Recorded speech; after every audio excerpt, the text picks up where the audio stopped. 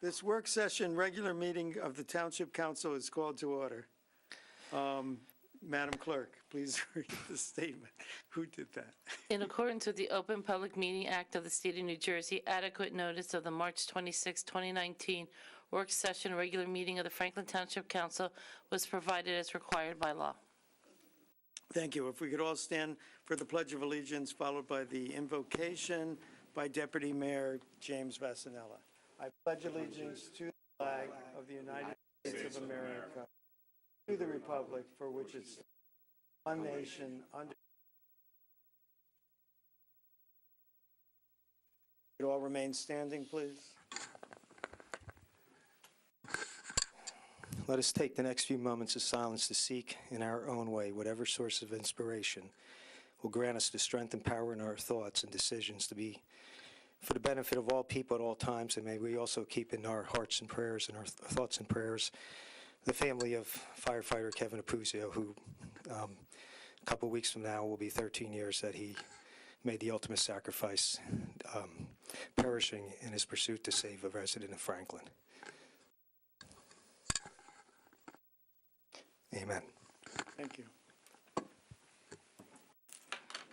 Madam Master Clerk, please call the roll. Councilman Chase? Yes, Councilwoman Francois? Councilman Galtieri? Here. Mayor Kramer? Here. Councilman Noni Jaka? Yeah. Councilman Prasad? Here. Councilwoman Pruitt? Here. Deputy Mayor Vassanella? Here. Councilman Wright? Thank you. Mr. Prasad, I shall turn the meeting over to you for the commendations and proclamations.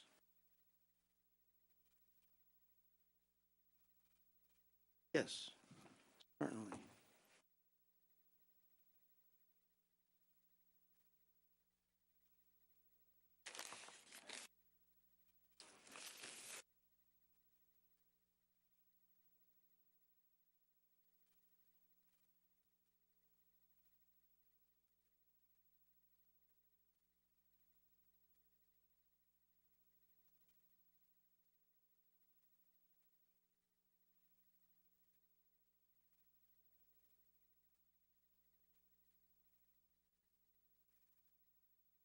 Great.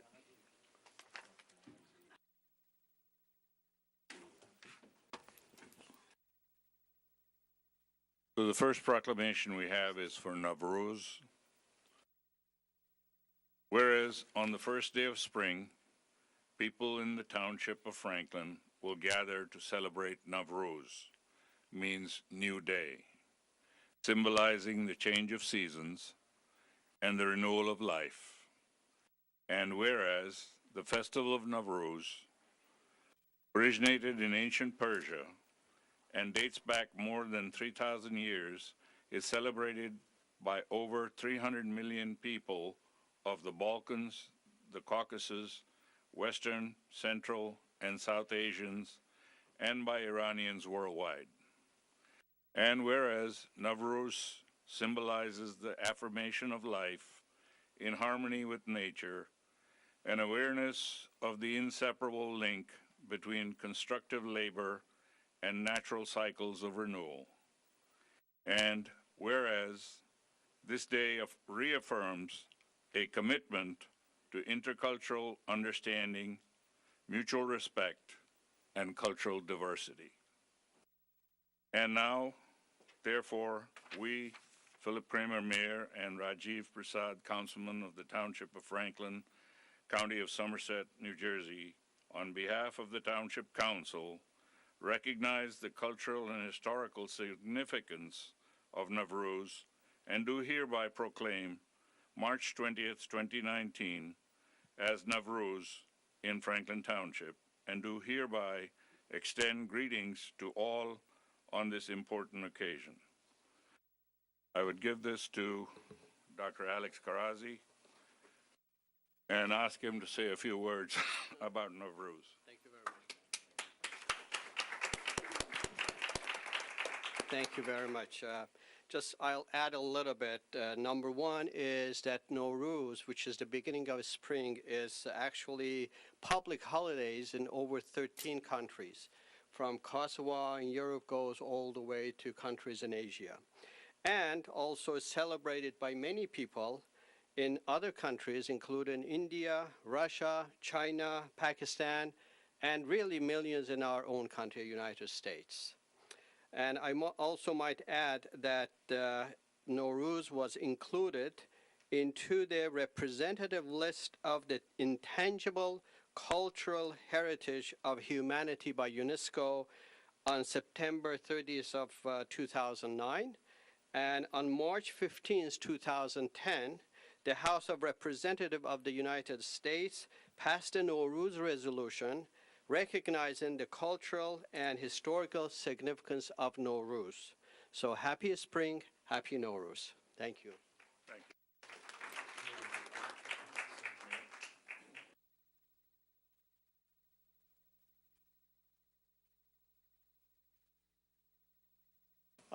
Thank you. You know, this again is another example of our rich diversity in town. People generally haven't heard of these things before, and now it becomes part of the culture of the town. So I thank you, Mr. Karazi. Thank you, Mr. Prasad, for bringing it to our attention. Just learning experience every day here in Franklin in a good way. Thank you.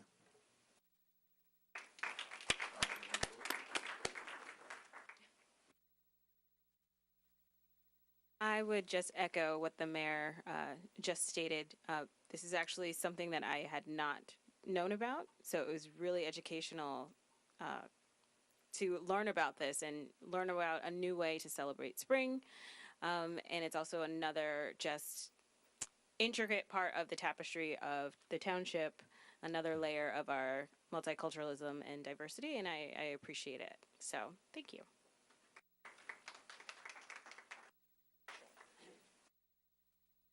So we did have a lot of Nowruz parties where they have symbolic foods, and so we attended those and learned a lot from the significance of those various foods, etc., to partake of them at the time of spring. The next one we have is Holi, and if you could please come on up. All of you, come on up.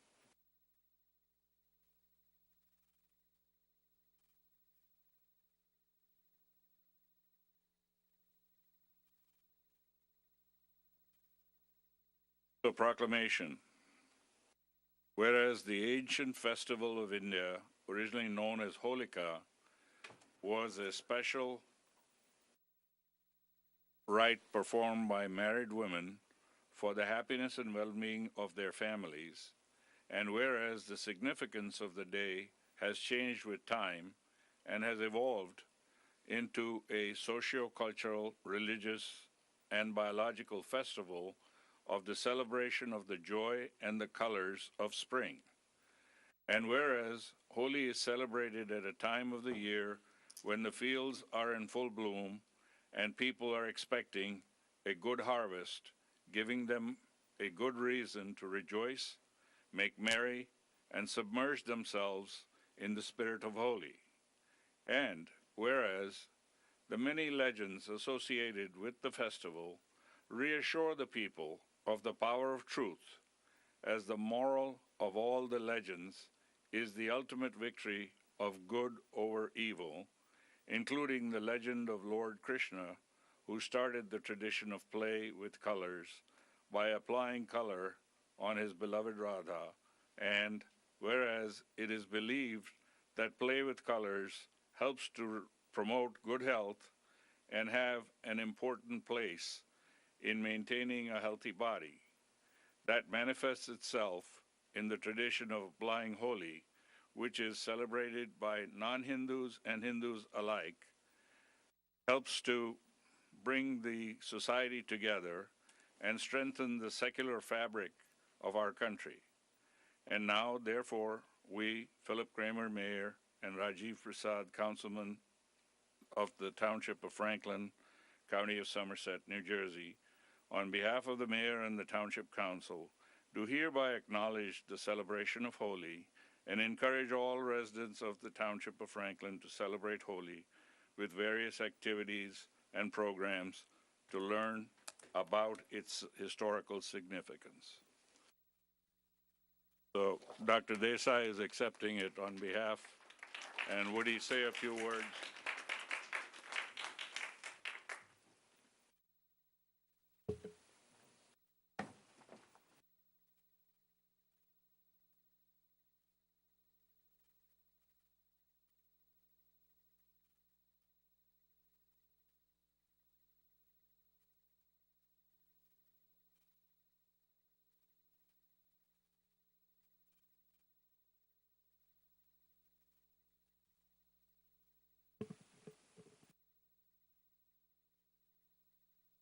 Honorable Mayor, Honorable all council members, ladies and gentlemen, I am the resident of 1 Lindsay Court, Franklin Park, and it's on behalf of the Indo-American community of Franklin Township, it's my pleasure to accept the Holy Proclamation which the council and the mayor have given at this particular time to us. Actually, I'm telling something about the Holi. It's a festival of holy fire. It's a very old, thousands of years ago. There was a story of a devotee of God. His name was Prahlad. And there was a demon, Hiranyakashipu. He was telling that, see, there is no God and he himself is a God. And Prahlad believed in the real God, just as we believe in God. Then he was put to fire, and he survived even the fire because he was the real devotee of God. So that is what we celebrate over here. And that fire is ultimately indicating that the truth survives. Maybe fire or anything, the truth survives, the love of God survives, and the non-violence survives. That is what is ultimately the message from Holi. It's a festival of 2 days. The first day is of the fire, and second day is of celebration of the victory of the devotion to God. And that is being celebrated by color and by dance. The people dance and throw color on each other and enjoy the day of Holi. And this is being celebrated by all the race and religion in India. They all come together and enjoy the celebration. It is also associated with the great incarnation of God, Lord Krishna.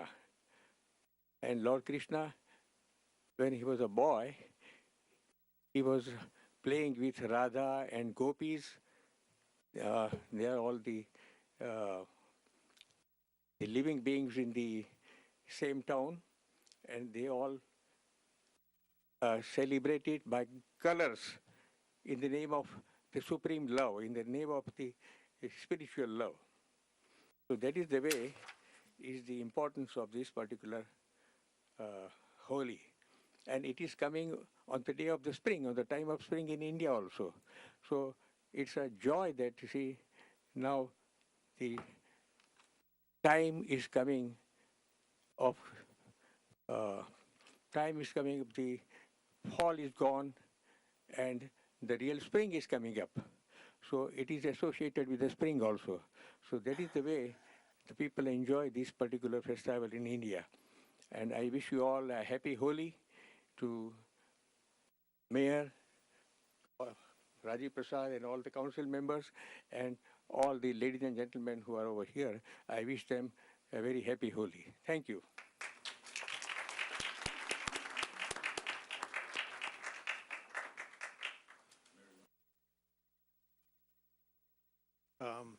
I could just say ditto. I read recently that there were 4,600 religions in the world. I think Franklin is well represented in those 4,600. And I particularly like that it's called Holika, because that sounds a lot like Hanukkah. So again, we celebrate our diversity. And thank you, Mr. Desai. It's always good to see you.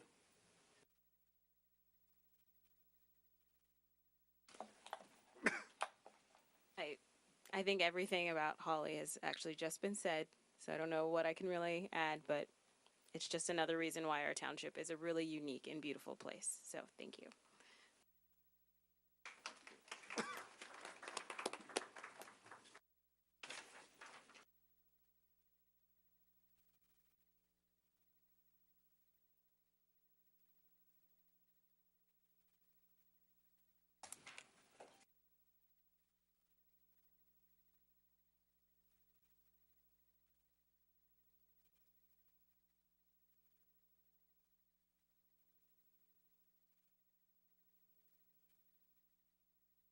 Okay.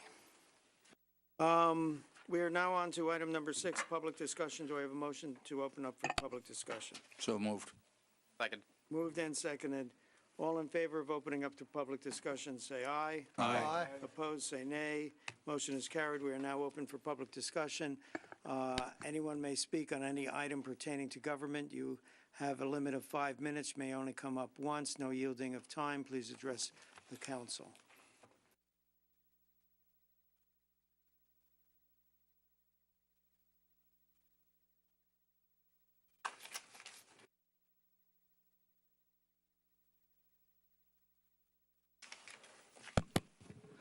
Good evening. Bill Connell, 25 Spring Street. How is everybody? I was here tonight actually because on the one of the original agendas was something about deer. And so you say deer to me, I'm here. Just driving over here, I'm eating a slice of pizza. I get to witness 3 dead deer on the side of the road. So any discussion that ends with 1 less deer, I'm all for it. Tonight on the agenda, the John Clyde, renaming Greigstown. I think this is a great idea. I think it's a perfect use of your ability to honor somebody. John was a very decent guy, contributed to Franklin as a official and as a private citizen, and I just think it's a good goal. What else? Hold on a second. Mr. Prasad, thank you for making the right decision. It's a step in the right direction, and hopefully, I thought maybe we could move on, but apparently we still can't move on. But it's at least a step in the right direction. Thank you. And the other thing is the bridge over the canal. I wasn't here at last meeting. Unfortunately, it was basically it's done for. Despite what Chris Kelly said and Bob LaCourte, I really think that would have really contributed to the quality of life in that area. Unfortunately, it's not going to happen. I don't quite understand the full story, why the discussion wasn't put forward at least. Yeah, the money's a little crazy, but I still think it was why we're here. Okay, to at least run that through and see how the discussion goes. And I'm a little sad that the conversation did not go further than it did. And last but not least, I'd like to advertise for the food bank bike ride. I'm part of a team called Hops and Props. You can look for us, donate to our cause.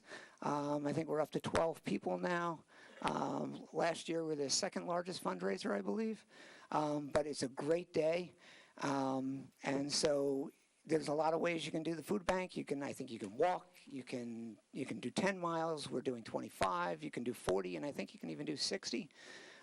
It's just a great way. In addition to that, a lot of our training rides are on the Delaware Canal, and you just don't get there enough. It's even this time of year when there's still no leaves on the trees. You know, in the last 2 years, I've been there more. When I was a young kid, I was on there all the time. Now, again, as an adult, I'm on there again. I've been from New Brunswick all the way down to the bottom of Franklin, and it's just an incredible asset. Anyway, thank you. Thank you. Are you walking or riding through 25? Riding. Well, I didn't know. So please contact me to donate to that, Mr. Connell.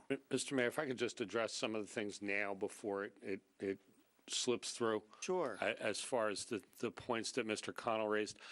Number one, Mr. Connell, the reason why the bridge is no longer being pursued has just as much to do with cost as it has to do with the fact that the DNR Canal Commissioners made a decision not to pursue it. So that's why Mr. Luce, as a DNR Canal Commissioner, is no longer pursuing it, because his body chose not to pursue it. So that's why. The issue of deer is not being dropped. It was removed from the agenda tonight specifically because I had a conversation with the councilman who had put it on the agenda and the mayor, and we made a decision not to discuss it tonight so that I could gather more information so that we could put it on at a future meeting and provide additional information that they had asked me to get. So that's why it came off today. It'll be back on again in a meeting coming soon. Thank you. Yes, sir. Okay, hi, good evening. Robert Peterson, 66 Wilson Road in Somerset. So I have 2 points I'd like to make. First one, again, is for Mr. Prasad. I just have to say, you're one of the most tone-deaf politicians that I know. We were at a town council meeting here a couple of weeks ago. I haven't made the last 2, but it's probably 2 or 3 meetings ago. You're the one with the demonstrated pattern and history of bigotry. Yeah, bigotry.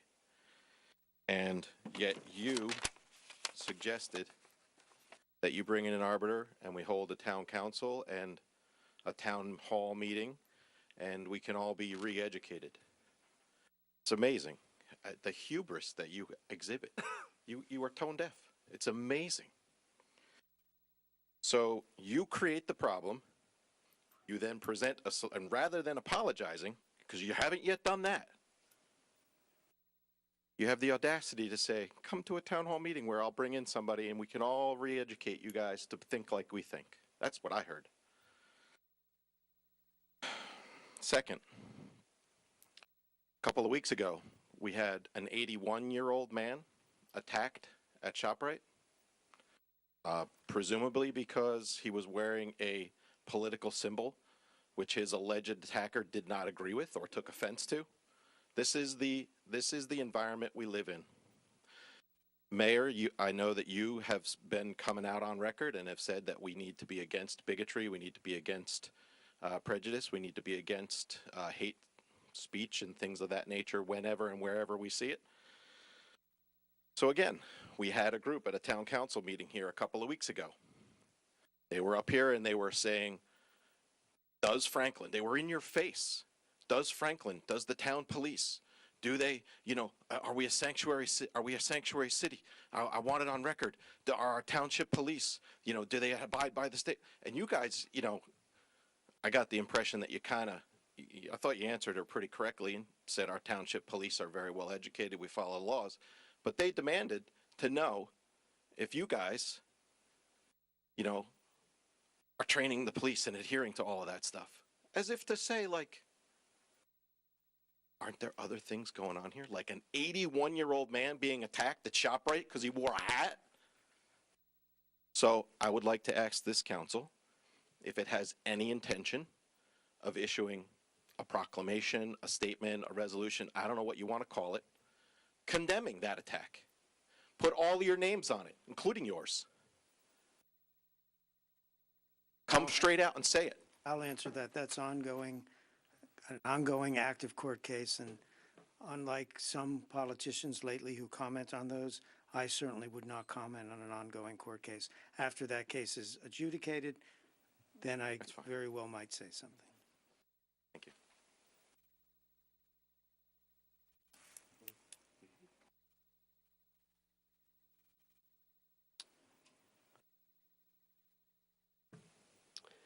Alex Carrazzi, 14 Margaret Drive, Somerset.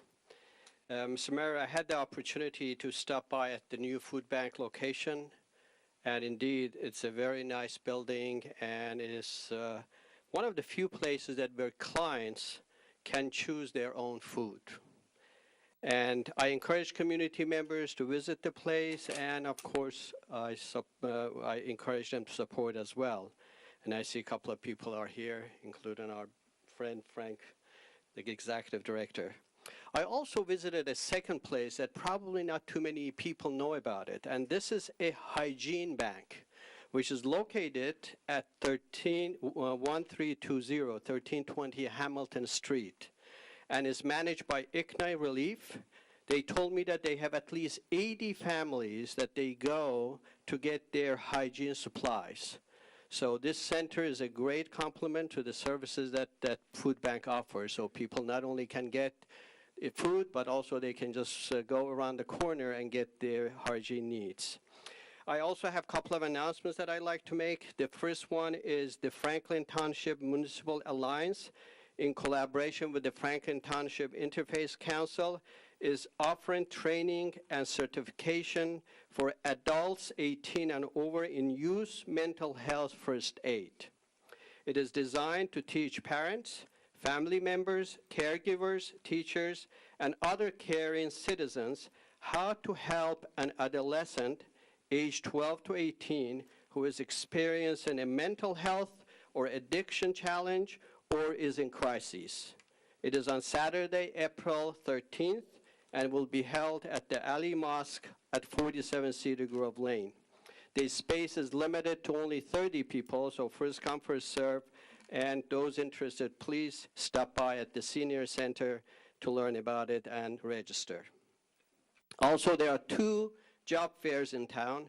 One is on April 3rd at the Central Jersey College Prep. These are for teaching positions.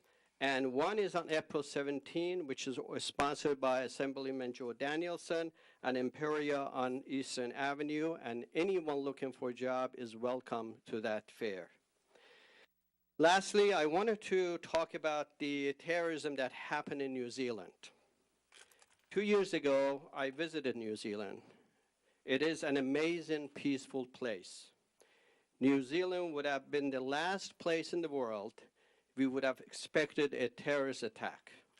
But it happened. It didn't happen in a street corner or inside a mall or in an army barrack. It happened in bright daylight in 2 sacred places of worship. The attack killed 50 Muslims ages 3 to 71. These killings and those at church in Charlottesville and Tree of Light Temple reminded all that there is a very dark side of hate that can affect anyone and any faith group. The vigils, sympathies, and gatherings around the world reaffirm that good people reject terrorism and hate. More notably was the response of the people and government of New Zealand.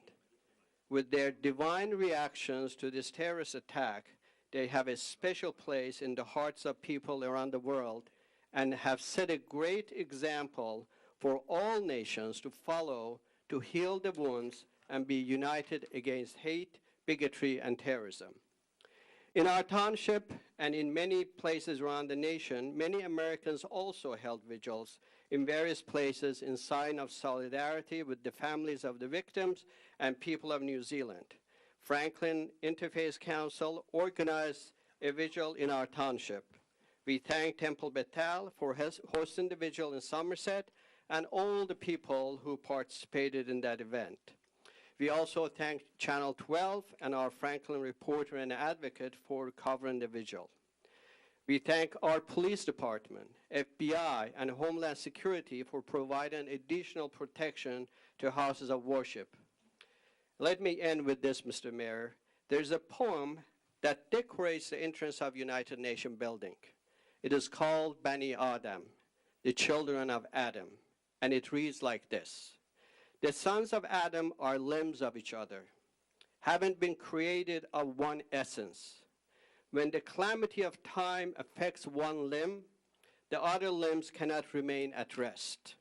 If you have no sympathy for the troubles of others, you are unworthy to be called by the name of a human. The Persian poet Sadi wrote this 800 years ago to describe what it means to be one human race and what is our responsibility towards one another. I hope we all remember that we are children of God and equal in humanity. I hope we will continue to respect one another, to love one another, get to know one another, so this diverse community of ours sets a great example of peaceful place to live regardless of our differences. Thank you, Mayor. Thank you.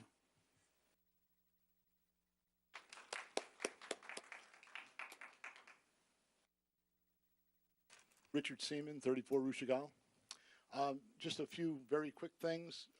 First of all, I want to thank Mayor Kramer and Mr. Warnlocker. I threw a question out there a couple weeks ago by email, and you guys responded very quickly, and I do appreciate it. And I do recognize that the traffic on Easton Avenue, and I know you guys do too, has gotten extensive in the morning. The backup is staggering. It's certainly to Willow from 287, because that's where I get on, but it's even beyond that. I do recognize clearly that this is not town council's issue. It's an issue of capacity on Route 287, but it is not getting any better. And with regard to NJDOT, many times the squeakiest wheel gets the oil. So I would just urge you to continue, when you have the opportunity, to remind the DOT of the ongoing issue that seems to continue to get worse. So yes, and so what I can tell you is you saw what I sent you, and right now on the table is really the choke point is the bridge, and the bridge is proposed to be widened to allow for an additional lane in each direction, and then also be able to deal with the lanes, the entrance and exit ramps on both the River Road side and the Easton Avenue side. So that's in the process of the pipeline for DOT now, which is something that goes back to when I sat on those committees in 2000 and 2001 that studied this. So I mean, the wheels grind slowly, but they're grinding still. It does, and I appreciate that. I would like to, though, also mention, and I recognize this is not an engineering thing, this is an observation of one person, but my commute in the morning is down Willow and left onto Easton Avenue to 287. And as I say, the traffic on Easton Avenue is horrible. But what I do notice in recent months is that Willow, I used to drive down, sit at the light one time, and turn left. I'm now at that light 3 or 4 Qs. And why is that? Well, it's because there's no left turns anymore. All of that traffic now is coming to Willow. And I mean, I see it every morning. It's significantly different than it was a number of years ago. And it's fine. It is what it is. I'm not complaining about the no left turns. I think it's a positive safety issue. But the larger issue is that making one decision creates other issues. And that's what I wanted to mention. And I did want to tie it back into comments I made here about a year ago, when one of you took one vote on the youth center, which I don't remember what the vote was, but it was about a year ago. And I just came up and said, please, please, please consider the change in the traffic that will be created by putting a facility like that in a neighborhood that maybe doesn't have a lot of truck traffic, et cetera, doesn't have a lot of pickup and drop-off traffic like a daycare center might have. Just think about the change in the pattern through the neighborhood, because God forbid we don't want to do something positive and end up with a child getting hit by a car. And it's a similar situation now in the neighborhood of Willow and Johnny Bush and all the numbered streets up there, is that the cars are now going in a different direction than they used to. So I just want to identify it's one person's observation, but I think it's something that certainly is occurring. Just 2 other things Mr. Galtieri had asked me to remind him, so I'm here to remind you. Franklin Township Soccer starts on August 6th. I'm sorry, yeah, August, thank you. April, wishful thinking. April 6th, and the recreation program is at SGS, Franklin Middle School at SGS campus, 9 in the morning till 1:30 in the afternoon, so please feel free to come out, check out what all the kids are doing. And then I also wanted to just mention the Empty Bowls event from a couple of weeks ago was really a wonderful, wonderful community-wide event.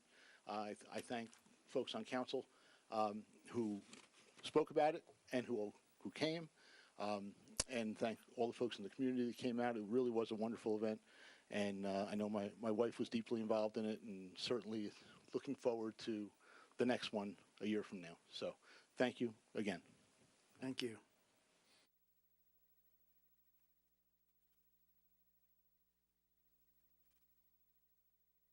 Hi, Christina Zambri, 3 Buffett Drive, Somerset. First, I'd like to say that I'm highly impressed by all the diverse activities that we have in town. I think they truly represent the makeup of Franklin, and I love hearing about different cultures and different holidays that they celebrate. So I applaud you all for making us aware of those and celebrating those and integrating them into the township. So if I hadn't been here tonight, I wouldn't have known too much about any of them. So I do applaud you for that. I just want to tack on to what the last gentleman said. My daughter attends the daycare center at the corner of Willow and Easton Avenue, and I've observed the same stuff bringing her to school and picking her up. Aside from the traffic, we have observed a number of cars now that, since they can't, instead of going through the neighborhoods too, they're making a right onto Easton Avenue, turning onto Willow, and then doing U-turns in the daycare parking lot. A lot of these drivers don't obey the speed limit. I'm not saying it's just people who are not living in the neighborhood. I'm sure there's people in the neighborhood that don't listen to them, but as a parent, as someone who grew up basically hanging out in that neighborhood and riding dirt bikes and doing whatever, there are no sidewalks, the roads are narrow, and like I said, with my daughter and then the other children who attend the daycare, I do have concerns about not only the increased traffic, but the number of people who are making U-turns in the parking lot as parents are trying to bring their children safely into the school. Also, I know the deer thing was taken off the agenda, but I keep seeing tons of things on the agenda for rezoning, for new building. I know there's supposed to be new housing going up at the end of Cedar Grove Lane at some point. I don't know if that was tabled. My bad if it wasn't. It's still going up? Well, there's a An process. application. I mean, it hasn't been, there's nothing been Well, I finalized. keep There's a seeing developer things who's interested in building houses. Develop here, develop here, develop there. I mean, Cedar Grove Lane and Amwell is one of the worst intersections. You've got people coming in, you've got the 2 lanes turning left, people crossing into the right lane as they're turning. I'm surprised there aren't more accidents there. And what are we going to do? We're going to add more cars to the area. I live on the corner of South Middlebush and Buffa. The traffic on South Middlebush is already horrendous. And you add in tractor trailers and things like that. I mean, it can easily add another 10 minutes just to get around the Cedar Grove Lane light onto Amwell. You want to talk about deer? Well, the more we keep building and overdeveloping the land that we do have, and one of the things I love about Franklin is the land that we have, the open space, the deer have nowhere to go. Everything sounds like we're blaming the turkeys, we're blaming the deer, they have no choice because we keep building and building and building, and then we're taking away their natural habitat. I had a family of deer in my yard the other day, and I loved watching. My daughter got such a kick out of it. We keep building like this, and then we're told, oh, it increases your tax base. The taxes haven't gone down. Schools have become overcrowded, and there's no money at this point. If people stop sending their kids to charter and private schools, Franklin would need at least another high school-sized building, at least, to take care of these kids. So the overdevelopment just has to stop. And lastly, I do applaud Councilman Prasad's decision not to run again. You do see that we are still here, and that's because, again, we have no faith or trust that he will behave himself during the last few months of his time on the council, or possibly change his mind and run as an independent. So we will be watching until election time and monitoring. And so just to let you know, we still wish you would just take the high road and resign. Thank you. Thank you. I just want to address what you said about deer. It's not a conversation you I wanted to be polite and face you as you were talking. I very much agree with you. We're taking their habitat. Where do we expect them to go? I'll remind you, our mantra, a third of the town is preserved, and we are preserving more and more every day. But something I've said frequently, this is America. People own land. They're allowed to build, and we can't stop them. Were I emperor, and I'm not trying to be emperor, there would not be another house built in Franklin, or at least not one with children, because those new houses don't lower your taxes. They raise your taxes because they put more cost of children in schools than they add to their tax rate. So I am with you, but there are limits to what we can do. But thank you.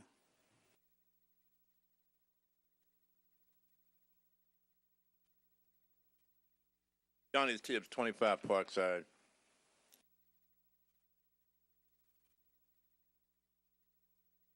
Crystal, everybody up here is nervous. They're very nervous now because they don't know what I'm going to say, And if I said anything against the administration, they'll cut it off. That's why you don't see it on television no more, There was times I came up here and I was rebutting in favor of Rajiv and so forth, and I found out that I couldn't see it nowhere on the television until 7 o'clock in the morning. And that's when everybody's been timed, everybody's asleep, and nobody ever seen it. They made sure it was at 7 o'clock in the morning. But I'm not coming here to tell the truth so you can feel calm, you can relax. I'm not coming here to tell the truth.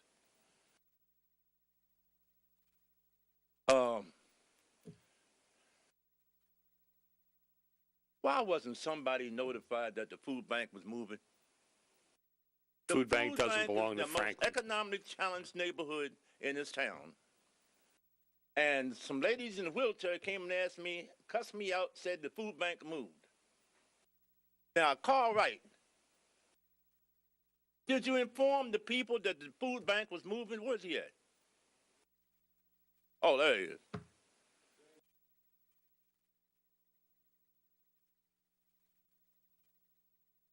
Mr. Tibbs, the director of the food bank is sitting right there.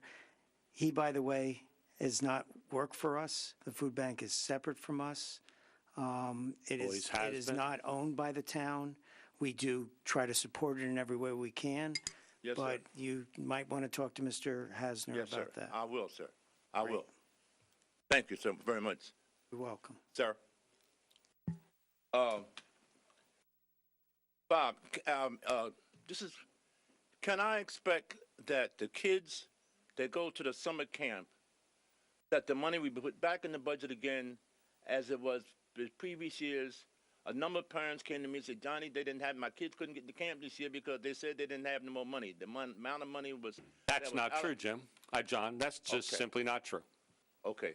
What is true is that we can only handle so many children in the programs, and we run out of space. And so you need to register early, whether you can afford to pay for it or not. There's scholarships granted for those who can't, who are on, the equivalent of free or reduced rate lunches, like we do for all programs in the recreation department. But they need to register early, otherwise the spots fill. Can they be assured that they be notified? It's already out. It's on the way. We're taking registrations now for all spring and summer programs. The camps have been out for, I think, at least a week now, John. Yeah. Okay. Well, would you notify the people that's in charge of the neighborhoods or in charge of the ward to notify the people, the parents? It's easy to talk about that. You're 5 miles away from the parents. Need John, services. it goes out in a newsletter to every resident in a town. That newsletter will be out next week, I believe. It goes out through the schools. It's on the website. It goes out in all different ways, so you have to sign up for notifications. Yes, sir. I got you again. Goes I out. want you to understand these things, Ms. Pruitt. I want you to understand, I don't want you to get co-opted. Okay? All right. Resolution 19151, you rejected the pool contract. Came in $100,000 over budget. So we have to retool, and we have to go out to bid again with adjusted specs. Now, you know that the kids didn't have no pool all last Don, what I just say, I can't do it over $100,000, over $100,000 over bid, over budget. So will it be rebidded in time for the It'll kids be to use the rebid pool? again, and it'll be, I think the bid specs will be out by the beginning of next week, and we'll be doing this again in a couple weeks. Okay. All right. Last but not least,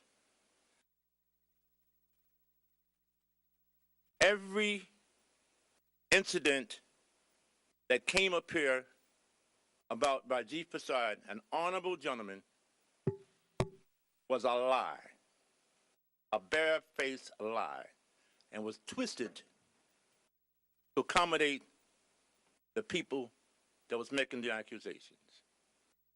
Thank you. Anyone else wishing to speak? Benjamin Guy, 35 Pat Drive. I guess most of this stuff will be directed toward to Mr. Vornlocker, but just in general. Of Mr. Vornlocker, when we usually do, I guess, planning studies for with Mark Hilly and everybody else, for the boundary lines, what's the county road in this? What's classified as a county road altogether? County highways, So Eastern Avenue, County Highway, 527. 527. Route 27 is State highway. Statewide highway. And it's Hamilton Street, 514, Emil Road, Hamilton Street, County highway. County Highway. So just so I'm clear about There's more. You're going to keep quizzing me? No, so we can go over it. I mean, like I said, just for jurisdiction, when anything that happens in those specific areas, and you have to do improvements in that areas, do you have to get cooperation from the county as far as like Depends any on what major you're thing? talking about. There's a vast number of improvements that can be done on or near a street. Some are counties, some are township. It depends on what you're talking about. So studies for traffic patterns or anything else? When you do a study for traffic impact, you're doing multiple streets, so it depends on the purpose why you're doing it. Okay, so I mean, just in general, I'm just asking a general question. Just like usually when we do these. No, right, and I'm answering in a general way. It depends on the purpose of the study, what would be involved. It could be the county planning board and county engineering. It could be township. It could be a joint effort. It could bring in the state. It depends on the purpose of the study. Okay, so in a usual case study, when we're doing, if there's any improvements, like say you had to improve roadways, would it be the town or the Well, county? the county improves roads. We don't do the work on the road. The county improves the road. That's their road. They have jurisdiction over it. Okay, so if there's any improvements for higher volume, because I know we've done traffic studies in the area, is that, will we send that report up to the county and say we did traffic studies also? We wouldn't do a traffic study as far as volume on Hamilton Street. The county would do the traffic study. All right. And anything that happens on Route 27? State highway, State New Jersey Department of Transportation. State Highways Department of Transportation. Okay, I just wanted to clarify. Yeah, no. I just wanted to clarify I understand. those specific things, because a lot of times we're landlocked with certain projects, and I just want to see what departments actually handle what and what we do and what we don't do. That's all. So that was it. Clarify. Thank you. Mr. Mayor, if I just have an opportunity, Mr. Guy is still here, just to address another issue quickly with Mr. Guy. Mr. Guy, recently you stated online that the YMCA is dead because the township ceded the property to the Board of Education. That's not true. Okay. There's still 10 acres set aside with Route 27 frontage should the YMCA be interested in pursuing that. And that takeaway from the Wednesday Planning Board meeting is incorrect. That was not the case. Yeah, public The township opinion. still owns the So property on Route 27. just so I still have time, right, to say anything or no? Go ahead. Okay. So the public opinion that I actually stated, because of the where it's actually landlocked and what we actually did with the agreement with the Board of Education. It's not landlocked. So- That's my point. So Route 27 frontage, it's 10 acres with Route 27 frontage that the township still owns. I understand That's not open space. I already done the study. I understand what you're saying. Okay, then. So I understand. know what I read. I'm just making a public statement as far as what exactly it is. My public statement is about It being actually landlocked. And the reason why I was asking some of those questions as far as where we are as far as traffic patterns is because if we're dealing with these certain things that are actually for improvements that go into a master plan, that go into studies and roadways as far as what we're doing, these are things that got to come up because we have to have agreements in the areas to actually do them. Now, we can publicly just do it, but again, for a major entity like the YMCA or anybody else to come into that area, they have to know what they're buying into. They have to actually commit to actually taking on that big burden as far as what they have to do is potentially what the studies that we've done is that laying a pool or do anything else, those actually things cost a lot of money.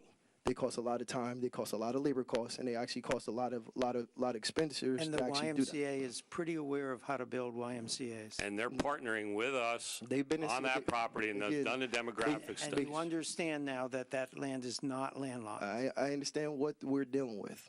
And You I understand understand that. I that it's understand not that. landlocked. I understand that It's no Somerset. more landlocked than the state of California is landlocked. And I understand that who's actually pushing the buttons for what's going on with the YMCA. The YMCA has had known their rights for about 25 to 30 years. They have not moved yet. The Somerset County YMCA is currently pursuing funding for a YMCA on Route 27 on the 10-acre parcel that's currently owned by the Township of Franklin as municipal land, and they continue to do fundraising activities, and they will continue to do it, and they're committed to bringing a YMCA to that property, which is not landlocked in any way, shape, or form. We'll see. We'll see when we believe it. Again, it took us 50 years to get where we're at right now. That's all I have to say. I guess I don't know what you're talking about, but that's not uncommon. Sorry, anyone else wishing to speak? Ombre, 43 Townsend Court. I would just like to say thank you for putting up with what you put up with people who do not understand the construction process, the bidding process, the time it takes to build a building, the time it takes to fix a road.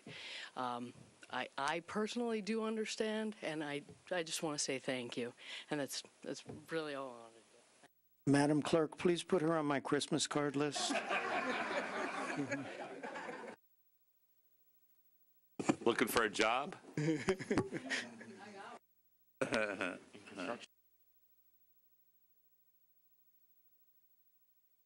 Skip Schaefer, 2-layer terrace, Somerset.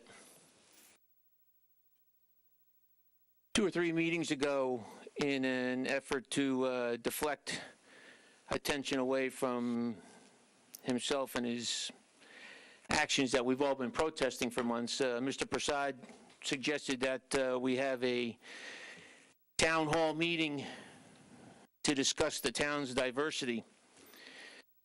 And he made that a goal of his to make that happen.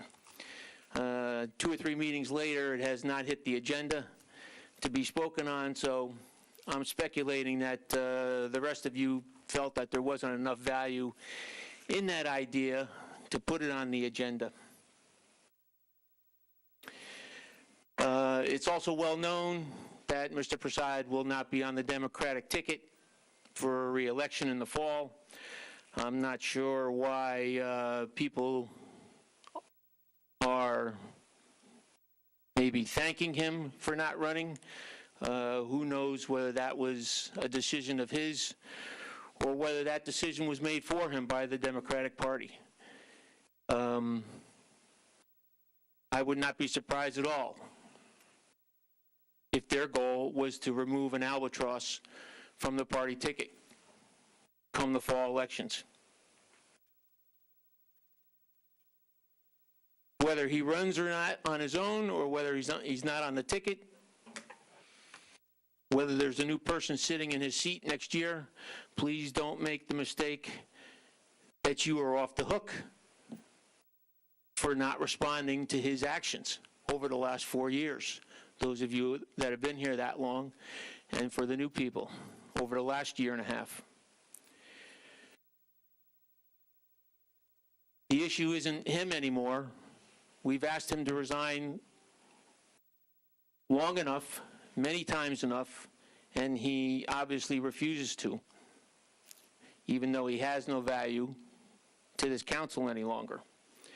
I would think if he was interested in supporting his party, that he would resign so you could appoint someone new up there and get a fresh face up there that might gain a little traction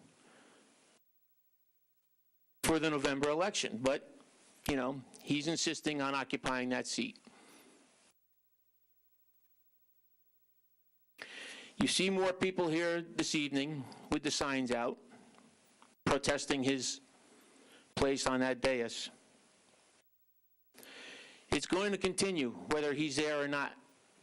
It's going to continue because we're holding the rest of you still accountable for not coming out publicly against his actions.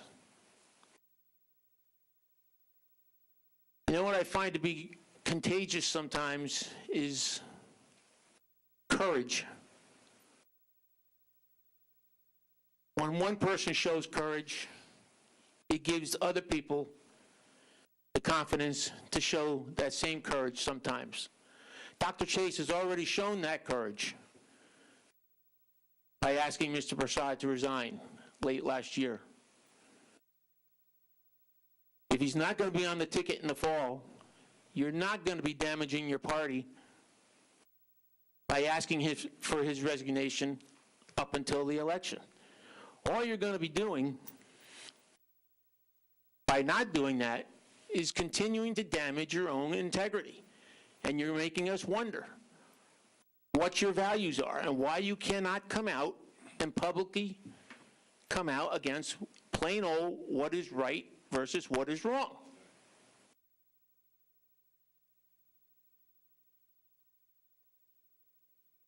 So please, show a little courage. Follow Dr. Chase's lead. You're not going to harm yourself. You're going to redeem yourself in the eyes of the people of the township. Because otherwise, we're going to think nothing has changed as far as your outlook for the next person sitting there. If they run a train off the rails, you're probably not going to come down against them either. If anyone else of you brings scandal or disgrace or dishonor to the township through your actions, if you're not speaking up now, chances are you won't speak up in the future either. And that's what we're all concerned about. So please don't make the mistake that you're going to be off the hook, because you won't be.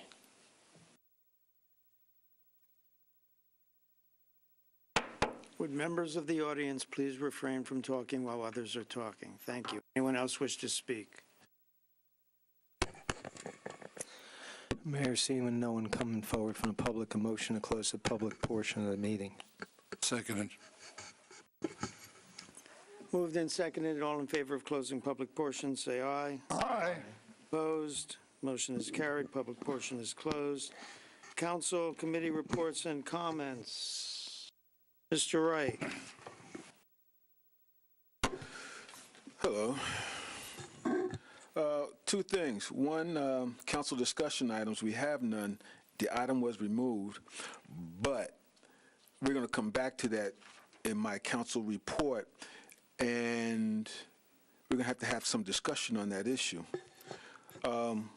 Meetings. My redevelopment council agency meeting was canceled, and we're going to go to our subgroup to discuss some issues that are coming up that we need to be aware of. And our land use meeting was canceled for tomorrow. No doubt it'll be packed full of good stuff with Bob at some other date. But let's get down to the meat of the issue. Hamilton Street. Hamilton Street is in my neighborhood, along with Councilman Deputy Mayor Basanella. And one of the things that we talked about as a planning board informational session, that some of you were here, some of you weren't, but it was definitely televised. Wasn't it televised, Bob? Yes. Okay. And one of the issues that came up was parking. The residents were concerned about parking. Where were we going to put all the cars? Now, the expert that was here and the developers of the property were talking about 1.2 something cars per, I'm sorry? Per unit. Per unit. Now, 1.2 cars per unit, I don't understand it. Either it's a car per unit or 2 cars per unit. I don't get the 1.2 or whatever cars per unit. Given that, if I had 1.2 cars and everybody had 1.2 cars, where would you put that other piece of the car? Makes sense. Where would you put it? Now, if there are 2 cars per se per unit, or 1 car, do we have enough parking space for that second car? And if we don't have space for that second car, where's that second car going to park? It's going to park on the side streets of Hamilton, which then would cause those that live on the side streets of Hamilton for the last 5, 10, 20 years 50. to have to find 60 years, Deputy Mayor Vasanella, it would cause them to move their car. Now, if I've been parking my car in front of my house for the last 10 years, and all of a sudden you move into the neighborhood last year, and you park in my spot in front of my house, where do I park my car? Now, some people have a driveway for 1 car. Some people don't have a driveway at all. Some people have 2 cars that live there. Where's the second car going to go if the Hamilton Street building, their cars are parked in front of my house? How does that work, ladies and gentlemen? Now, I put that there because I don't want to jump my fellow council members, but we were all there.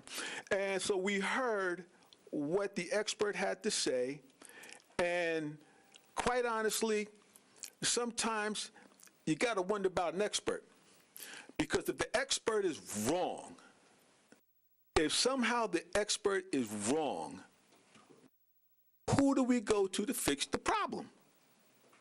How do we fix it? I don't understand that. So that's one thing I'm going to put to my fellow council members is, if the expert was wrong, what are we going to do about it? Is there anything, anybody got any thoughts about that? Am I jumping on someone? Am I leading the parade and we need to get back on that at some point in time? I'm willing to go with that. But I think we need to talk about that now. I don't want to talk about it when it happens. I don't want to talk about it later on down the road. Let's talk about it now, because my residents want to know about it now. That little board, planning board session was great, but I still got issues, and my residents still have issues. We had a little, what do they call them, town hall? Everybody wanted to know what was up with that little story. And I need to know, so my residents need to know. And when I did come up to speak, I said, everyone, check this out. You're on TV. That's the one thing that'll hang you. You're on TV. So whatever you say, I can come back to it on CD. Isn't that right, Ms. McCarthy? Okay. So choose your words wisely, because we're going to get into the meat of this, and it's going to be here for a while. Anybody got anything to say about that parking issue? Councilman Wright, I is involved in it as you are, of course, and I would just to keep with the protocol, I'll be addressing some of the things you mentioned in my remarks, but I can't speak for the other council people. Okay. I'm sorry. Say it again, please. I said I can't speak for the others, but I will be addressing it in proper order. We're double teaming you here today. So, besides Deputy Mayor who spoke up, anybody else want to speak up on this issue? Anybody got some thought? Councilman Chase? I will speak when it's my turn to report. Okay. I thought he was leaning up to want to say something. Okay. So nobody else, right? Once again, as someone said out there, we are silent on the issue, except when it pops up and bites us in the ass. Silent on the issue. Now,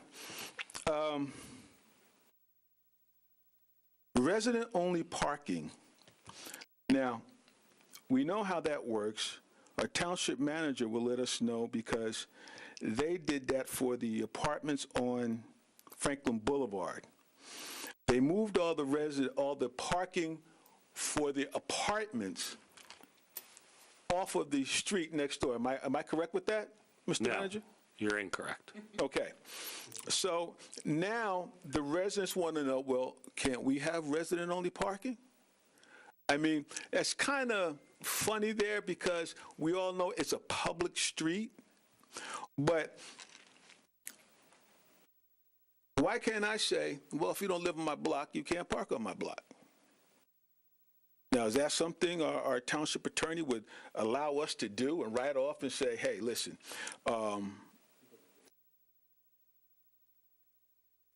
Sure. There are circumstances under which you can do it, but remember, they're public streets. Right, So- that's what I meant. So Yeah. there are some limitation. If we pass an ordinance across the whole town that only people who lived on a street could park on a street, we'd really have a problem. So, yes, you could have, there are, you have permit parking, but you have to have and remember, thing here is, which is, it's like playing whack-a-mole. When you hit it down here, it's going to pop up someplace else. So, and inevitably, what I have found in places where they've done parking is that problem from here to here to here to here, and then ultimately you have to come up with a. Okay, so what you're saying is the roller coaster goes everywhere, and sooner or later, like the merry-go-round, you got to get off. So. Yeah, I don't think that's what I was saying. I don't think that's. And by the way, and I thought for a second to see if I could think that's what I was saying, but that's not what I was saying. But I mean, I think that if we're going to use amusement games analogies, I'll stick with whack-a-mole. Okay, that's stick with the roller coaster. And just to add to what our good counselor just said, so I think what you were trying to get at, Councilman, is that the Township of Franklin does indeed have an ordinance that allows for resident parking only if certain criteria are met. And we have done it on a number of streets off Franklin Boulevard. Years ago, certain streets were designated as resident parking only. It's only during certain times of the day that it's resident parking only. It's generally overnight to prohibit overnight parking by those people who don't live in the neighborhood. It exempts guests of people who live on the street and delivery trucks and what have you. It was done in response to an action that was taken by an apartment complex to charge residents for off-street parking, and in response to that effort by the apartment complex owners, residents chose to then move their cars out of the off-street parking lots and into the side streets, and it created some havoc with all the cars parked on the street. And it has worked. If you recall, there was a woman who came to the microphone, and I believe it was at a council meeting, but it may have been at that planning board meeting, and spoke about how people have been parking in private parking lots across the street from the apartment complex in response to two things. One, the inability to park off-street because of the lack of parking for the apartment complex, and the resident parking only on the side streets. So as the township attorney said, whack-a-mole, you hit them here, they pop up somewhere else. And generally that is a very good analogy for what happens when you limit on-street parking to a certain group and prohibit others. So, if that's what you were referring to, then that's the answer to the question that you posed to me earlier.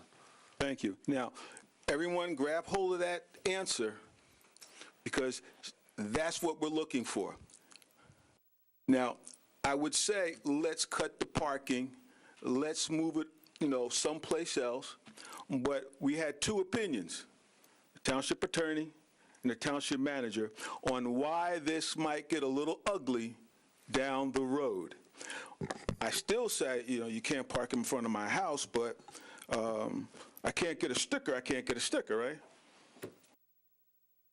Well, so what I will tell you is that I can park in front of your house, Public street. And it's a public street, and the United States Supreme Court and many other judicial bodies over the many years that people have had motor vehicles have ruled that way. And so, yes, I can park in front of your street. A municipality has the right to restrict parking on public streets, and that's what permit parking only is. It's a parking restriction in the vein of no stopping or standing or no parking in front of a fire hydrant and what have you. If you're asking what will happen in your particular application on Hamilton Street, what will happen is your tried and true staff who deal with problems on a daily basis will have to come up with a solution if, in fact, what you anticipate may happen happens. I think that your question about experts and what happens when experts are wrong. Listen, experts are wrong all the time. There's no doubt about it. But there's a reason why we call them experts. They're the best that we can go to when we don't know the answers. And in certain circumstances in planning and building buildings and all of those other things, we have no other choice but to rely on the experts, the people who have worked in the field that we're looking at, whether it's traffic-related issues on volume and capacity on roadways or parking lots, or how many cars a particular residential unit will generate. That's what we have to. That's all we have. There is no other thing to go to. So if you question the validity of an expert's report, I certainly understand why you might do that, but I don't know any alternative to that. That just took off the next question. The next question, Councilwoman at Large Pruitt, she came up with a suggestion. Now, I didn't like this suggestion. I'm going to tell you straight out.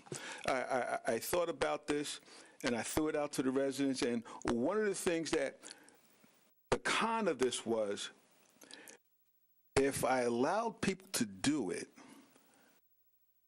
who's to say whose car it would be? And I think Councilwoman Pruitt would understand what I was just saying. If we use the youth recreation parking lot after 10 o'clock and said the only people that could park there belong to the apartment building, would that fly? And as she'll tell you, I didn't think it was going to fly. I didn't like it because... You did not like it at all. I'm sorry? Did not like my... Yeah, I was trying to make that, I thought about that, and if we put stickers on cars that said from 10 until 7 in the morning, the only people that could park here were the residents who lived in the apartment complex, would that fly? Could I charge them for it? That was just a thought of mine. She didn't mention that, but what could I do with that? Is that a legal thing for me to do, or what? Bob? I think that you're going down a road where whether it's legal or not, if you wish to create a parking authority and you want to hire people to enforce all of the parking regulations that you might enforce, then go for it. But the truth is that the current staffing of the police department is who this would fall on, and I don't know that that type of parking enforcement is one best served by a police department. I'm writing this down here. Give me a second here.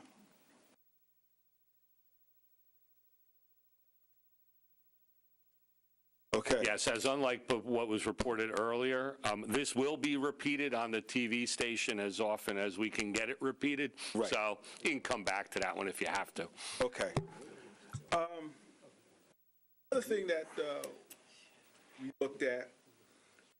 Another thing that we looked at, and this one, it's just something to throw out there. Across the street from these large buildings is a very large parking lot. It doesn't belong to us. It's a private parking lot. It's adjacent to the fire department. It belongs to the shopping center there. 11 management. And if the developer of these buildings were to say to the owners, can I grab 20 spaces at $10 a space at $10 a month, and I would charge my residents to use that particular parking lot if they wanted to. They had to have a sticker, once again, to park their car there. Is that something that we could take to the planning board or something like that to say, hey? It's already been pointed out. There it is. Long-term leases of surface parking have been a long-standing practice for those who are making applications to the Board of Adjustment or the Planning Board when there's insufficient parking on a specific parcel that someone is looking to develop. So that would not be uncommon. And I want to thank Dr. Chase for bringing that up. Once again, he put the stamp on that one. Let's see, which ones that I didn't do?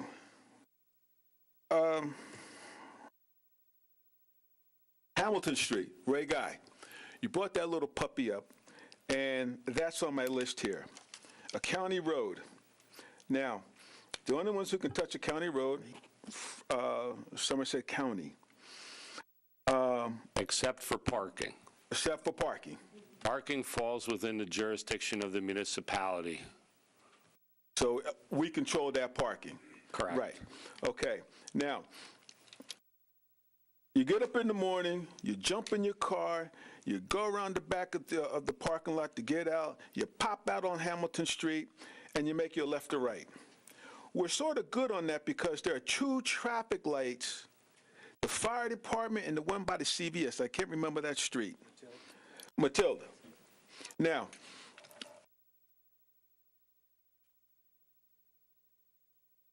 Relevant to this proposal. once again, Dr. Chase, what can I do to stop you from running down the street? Is there a blinking light I can put down there? Is there a blinking light for pedestrian crossing, slow down? I do it every time when I get off the train down in New Brunswick. You can cross the street and the cars have to stop. They just stop and you could just walk. I don't care if you just step off the curb. The cars stop. Now, You hope. yeah, all right, you hope. But that's going to be a sticking point because the cars have no other stop or no other blinking light or no other nothing to slow them down. Now, further down on Hamilton Street, they have another complex that you really can't see until you make the turn.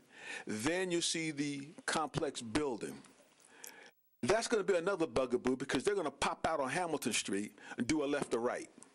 Now, I'm more than sure the county looked at this along with the township planner, planning board, and I'm just thinking, as the township manager just said, they hired experts, they did the study, and the lady said on Eastern Avenue about the left and right turns or something of that nature. Before it happens, I want to talk about that now. What do we do? How does that work? Because that apartment complex doesn't have a traffic light. Unless they come past the fire department, they don't have a traffic light. They make that right-hand turn, and they're gone, right into New Brunswick. Now, as far as I'm concerned, I'd go down to the county and ask for a nice little speed hump. Not a speed bump, but a speed hump. There are two different things there. One's a round little thing about 4 inches wide, and the other one's about 10 inches wide, relatively speaking. And that's something that I would be in favor of, and I would and I will go to the county and ask them, is that something that we can look at? Mr. Wright? Yes? Respectfully, you have the right, of course, to talk about all this, but you are on land use, you are on Hamilton Street. I'm wondering if these would be more appropriate for those. We have the CDBG block grant here. We have to introduce the budget. You're coming up with some important points, but maybe it's not the best for this meeting. I'm wondering if you'll yield. No, because what happens is this will get locked in land use, and the residents will never hear about it because we'll just come out and say XYZ. And this is why I'm saying XYZ, there's the camera. Everyone's got to think about it. Everyone's got to come back in and speak on it. Okay? That's why it's there. I understand the mayor's point, and I have two more points to make.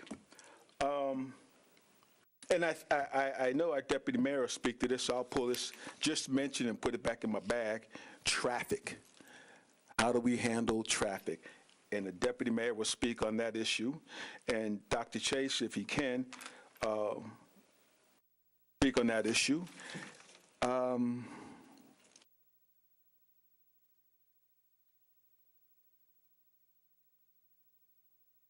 Oh, one more thing. I think we have to go to the county on that anyway.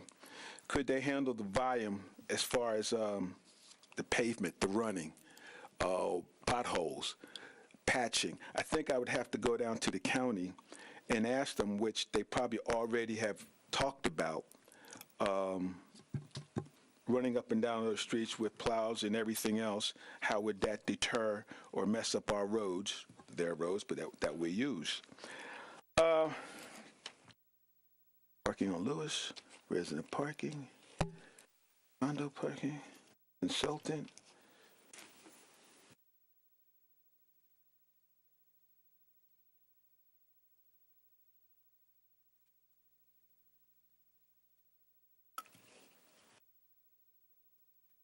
You looked up, Mr. Mayor. That was my last point. Thank you. Mr. Chase. Thank you, Mr. Mayor. I haven't had any committee meetings other than financial oversight and economic development, which I'm sure that probably you, Mr. Mayor, will report on. Councilman Wright, surely you realize that if you have 10 apartments and 8 of the apartments, the residents have 1 car, and 2 of the apartments, they have 2 cars, making 12 over 10 apartments, then you have 1.2 cars per apartment. It's an average. It doesn't require splitting cars. And they wonder why there's no Nobel Prize for math. While we've still a good ways from getting a formal application for this building that the hearing was about, the proposed developer had wanted 1.7 parking spaces per unit. Our consultant recommended 2.0 parking spaces per unit, so that gives us a larger margin for error there. The consultant had also gone round to a number of apartment buildings in Franklin, in New Brunswick, even in Highland Park, and knowing the number of units in those apartment buildings, counted the number of cars in the lots at 11 o'clock at night, when you figure basically people are back, and they got averages which were typically, I'm trying to remember, but 1 to 1.2 cars per unit, a lot lower than is proposed for this development. Our consultant, so I think there's a wide margin for error there. And as has been pointed out, if we are that far off, then we can do resident parking on neighboring streets. So that's a way of dealing with it. Our consultant also recommended that we approve a number of parking spaces per unit as a zoning variance. And that means that that's what's specified for that building. If we find that it's insufficient, then if another building comes in, we can require still more parking spaces so that at least, you know, if we've made a mistake, we don't make the same mistake twice. And as I commented earlier, one possibility is renting spaces in a large parking lot right across Hamilton Street from the proposed building. That may not be generally available up and down Hamilton Street, but it is available there. And I'm told that one of those new buildings is being rented out entirely to Chinese students who are expected, none of them to have cars. Although, I wouldn't be surprised if some of them get cars, but that should be a lot less than one per unit there. So I think that the township has taken considerable care to prevent having a parking problem on the neighboring streets. And a further point that I brought up at the planning board meeting is that if the building is occupied largely by Rutgers students, we can persuade Rutgers University, perhaps with a bit of a subsidy from the owner of the building, to run a campus bus that far up Hamilton Street. They are quite nearby in New Brunswick. And that way, there will be even less reason for the occupants to have cars. And getting on a campus bus, they don't even ask you if you're a Rutgers student. They figure it's mostly Rutgers students, and if anybody else does, it's not worth the trouble of asking them. So, as I say, I think we're taking a good many precautions to make sure that we don't have the problems that you're worried about. And as for pedestrians crossing Hamilton Street, there's a series of things that can be done. First, you paint a crosswalk with two white lines, and cars are supposed to stop for anyone who gets into that crosswalk. I can say they sure as hell do that in Princeton, because practically every time that I'm in downtown Princeton, I have to make use of that. Beyond that, you can have what's called a zebra crosswalk, where you have a series of white bars parallel to the direction of traffic on the street, and that makes it even more evident to motorists that there is a crosswalk at which they're supposed to stop. And finally, you can put up a sign with a button. First of all, you can press at a stoplight, you can press the button, right, and that makes provision for a walk signal. Other places, you can put up a sign with a button that turns on a flashing light, and that further tells motorists to stop for people in the crosswalk. So these are all things that can be done.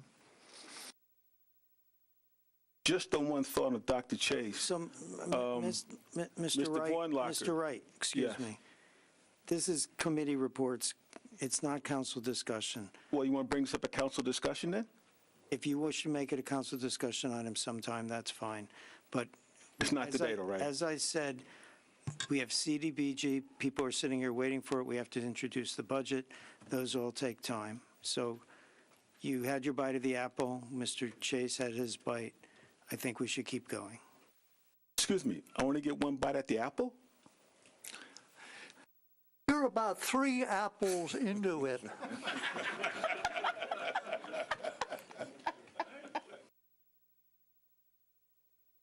The only other thing I wanted to say, Mr. Mayor, was to call attention to the first item on the consent agenda, the naming of the Griggstown Grasslands open space for John Clyde,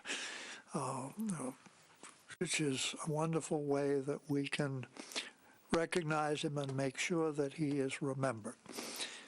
Apart from that, and in consideration of the other things we have to do, thank you, Mr. Mayor. Thank you, Mr. Chase. Mr. Prasad. Thank you, Mr. Mayor. Committee reports. Admin, I reported on from the last meeting. Land use tomorrow, and it's been canceled. And Community Foundation has had no meetings. Human Relations Commission met yesterday, and we discussed their achievements, and it was suggested that those be posted, and also their future goals. And the public comment that we got was that they would rather see an update of the mission statement and the agenda posted prior to the meeting. So that the chairman said that he was sending it to the IT department, and we need to look into it and see if we could ensure the agenda is posted. And just my comments.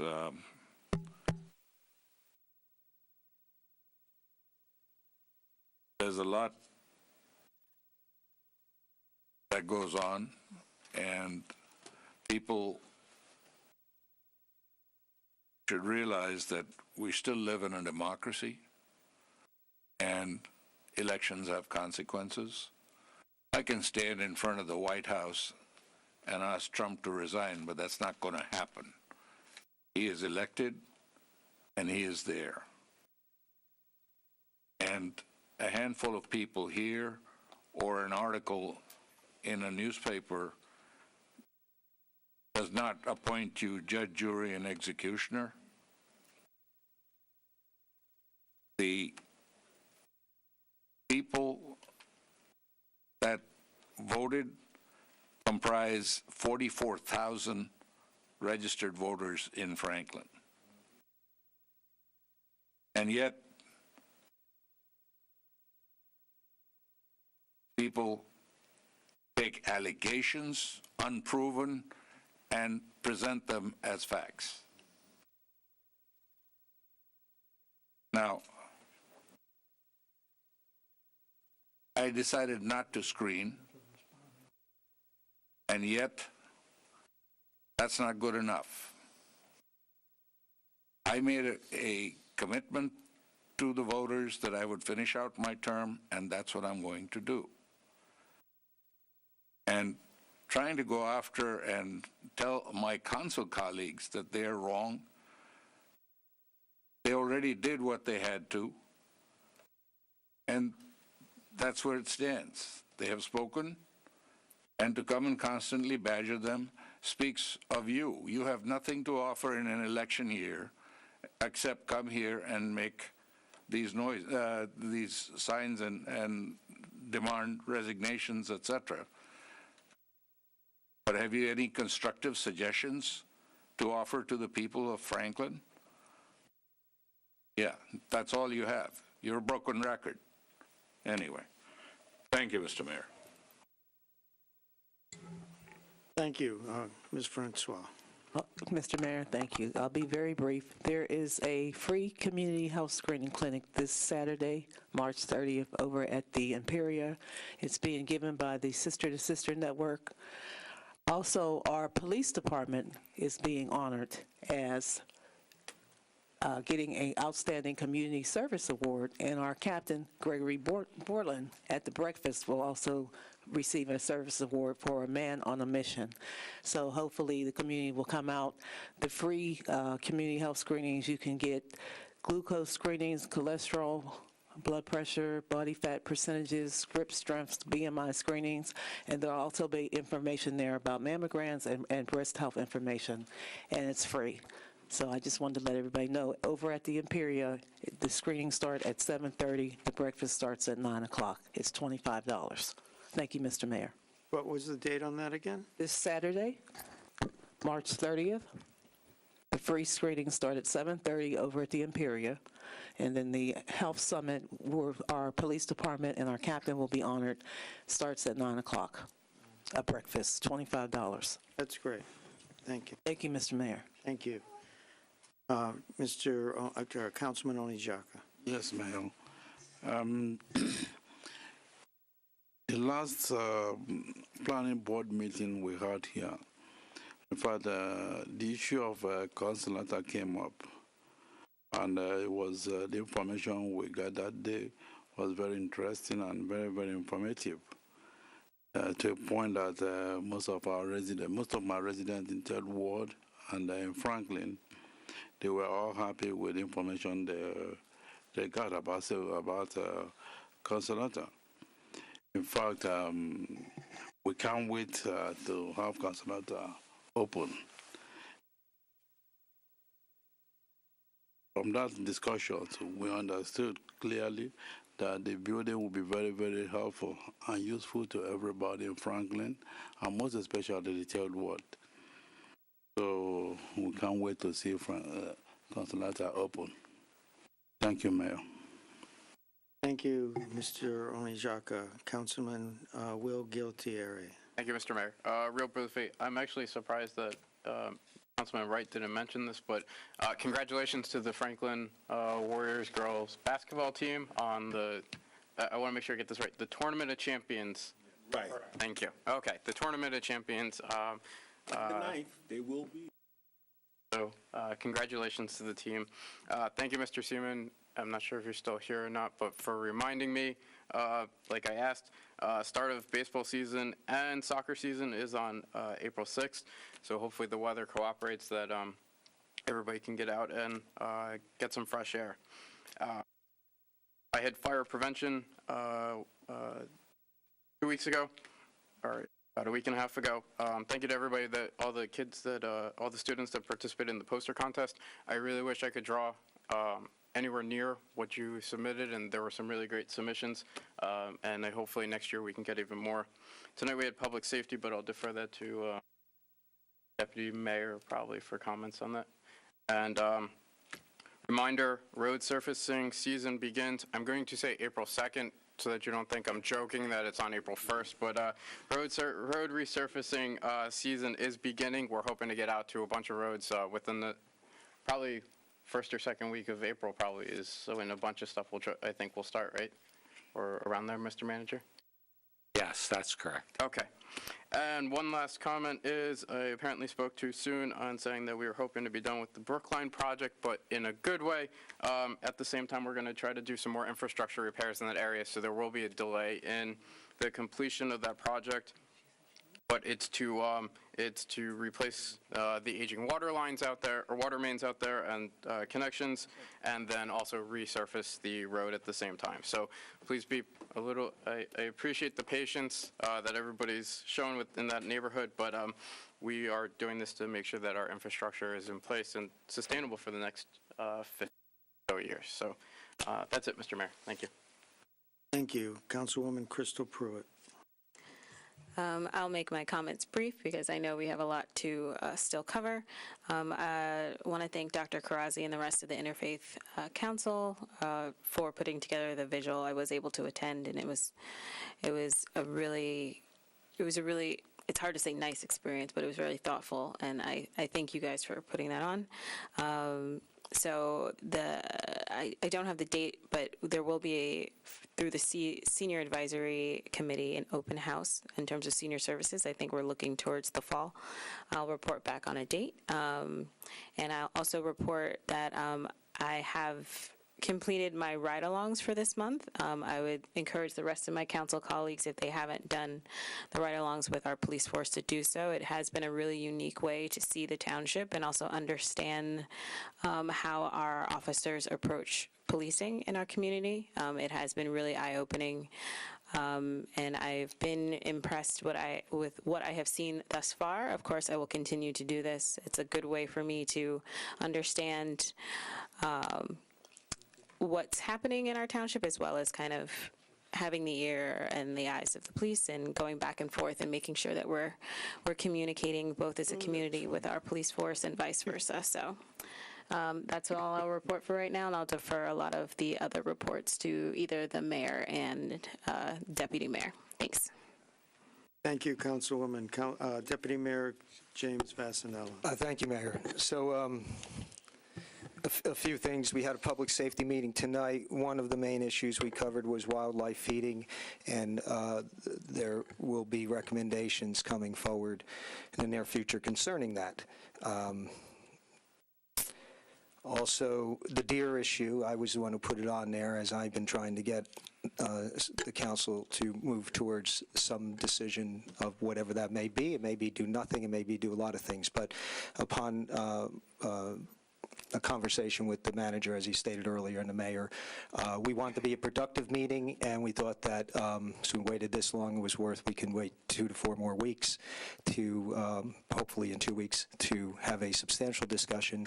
And I don't think any decision specifically would be made that night, but I think hopefully a decision of the direction to go will be made. But again, that's why it was taken off. We wanted to make it most efficient for us and for the public. Stream cleanup, big cleanup coming up for a second Saturday. I think it's the 12th, second Saturday in April. Probably didn't know we have a lot of the streams we have, and they're kind of neat to go down there. The focus is to clean them out, but also gives you a chance to kind of see a little part of Franklin. A lot of people haven't seen or spent time hanging around. Let's see. I want to get into happy spring, by the way, and I was going to mention the girls' basketball. That was phenomenal, and I'm sure we're going to hear quite a bit about it when they come in, as I think Councilman Wright was saying, hopefully at the next meeting.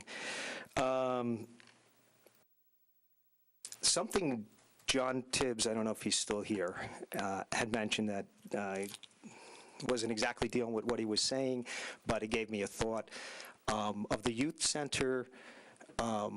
Now we have the right government, fire stations, government buildings, schools especially, to use digital signage, which can be used very effectively to announce things to the public. And I don't know if it has, or we can incorporate some kind of signage like that. Johnny was mentioning something. It's in the plans. Oh, great, because that's another way that the town could be more informative. Word spreads quick, and I know Councilwoman Francois is nodding her head. There's going to be a lot of people, a lot of youth. Word travels quick, so I'm sure that'll be an effective tool to use for everything, including registration for swim programs, etc. So thank you, manager. I was not aware that that was in the plan. So maybe that will help that. You should thank your fellow councilwoman. It was her idea. Kimberly, thank you. Thank you. So I don't want to get into it as anywhere near the degree that Councilman Wright, and him and I may have different approaches and different ways to describing it, but I think we share many, if not all, the same very, very important concerns about Hamilton. And I don't want to go through the whole parking scenario, but what I will mention, and I'm going to also say real quickly, I had the opportunity, and I thank our economic development coordinator and our manager, to sit down and go over some of the concerns that came out of that meeting, and probably spent a good hour or more. And I must say, having those discussions helped, because there are some ideas, some information that I was given that some issues I don't have as much of a concern as I had, and I think the residents wouldn't either as they find out some of the facts. However, there are a lot of issues with traffic and parking, and I'm not going to go through all of them. I'm not going to go through really any of them here, except to say the parking experts that came in did that study. They're very good. They're about as good as you get in the field, and I think I said that night. I know them, and I have high respect for them. But they were only charged with one calculation, trying to figure out how many spots are needed for what would be a big increase in the density if one major project goes through, and just general how we should handle parking. They were not charged with the task of figuring out where to put campus bus stops, which would take up a lot of spaces, slow down traffic. They were not charged with the task of coming up, how do you find places to put and handle the influx of Amazon-type delivery vehicles, Uber vehicles, et cetera. So there's a lot of issues, and I don't blame them. They were not tasked with coming up with answers for that. There's going to be a lot of areas you can't make, or some areas, I should say, that probably will have to eliminate left turns. We're going to need more crosswalks. We're going to need wider sidewalks. And there's 2 or 3 people that were talking about traffic in areas tonight. We have traffic issues with the build-out we already have. Some you can't avoid, some perhaps could have been avoided with better planning, and time will tell, we can put some fixes in place. But the bottom line is, before we start building out more than our ordinances call for or allow for now, we should get ahead of the curve and start solving these problems, if not actually putting them physically in place, having concrete plans how to deal with these. And I don't want to go down what I think was referred to as a laundry list of items, because now is not the appropriate time. But I feel more comfortable with some aspects of the build-out, but as this grows, I have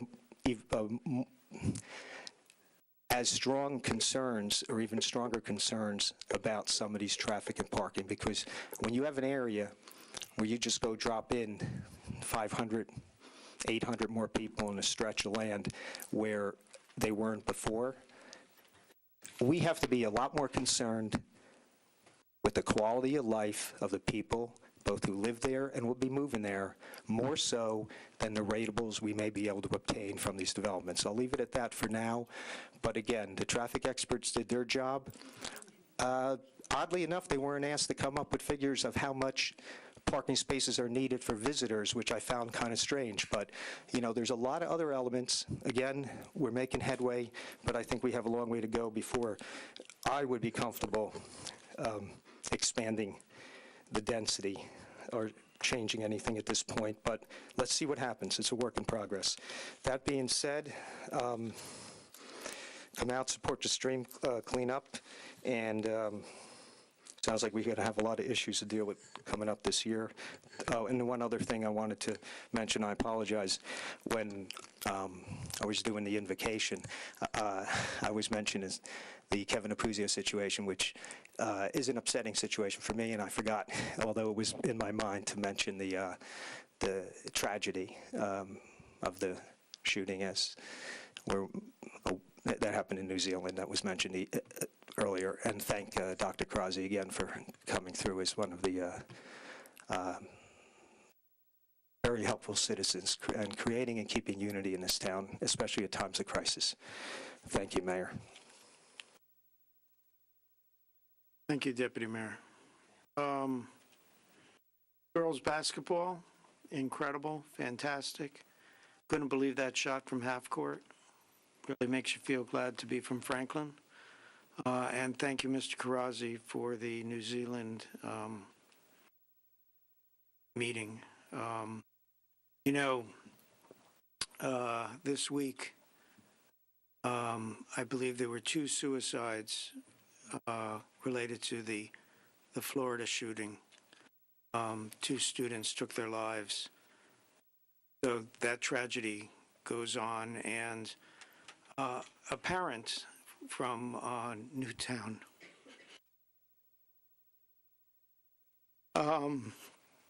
sorry, took his life. My niece is from Newton, Connecticut, Sandy Hook, Connecticut, so I am updated about things going on there, and that's why I became emotional.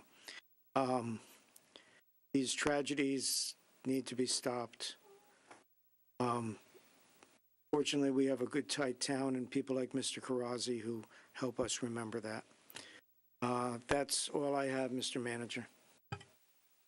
Thank you, Mr. Mayor. I have several things to report on.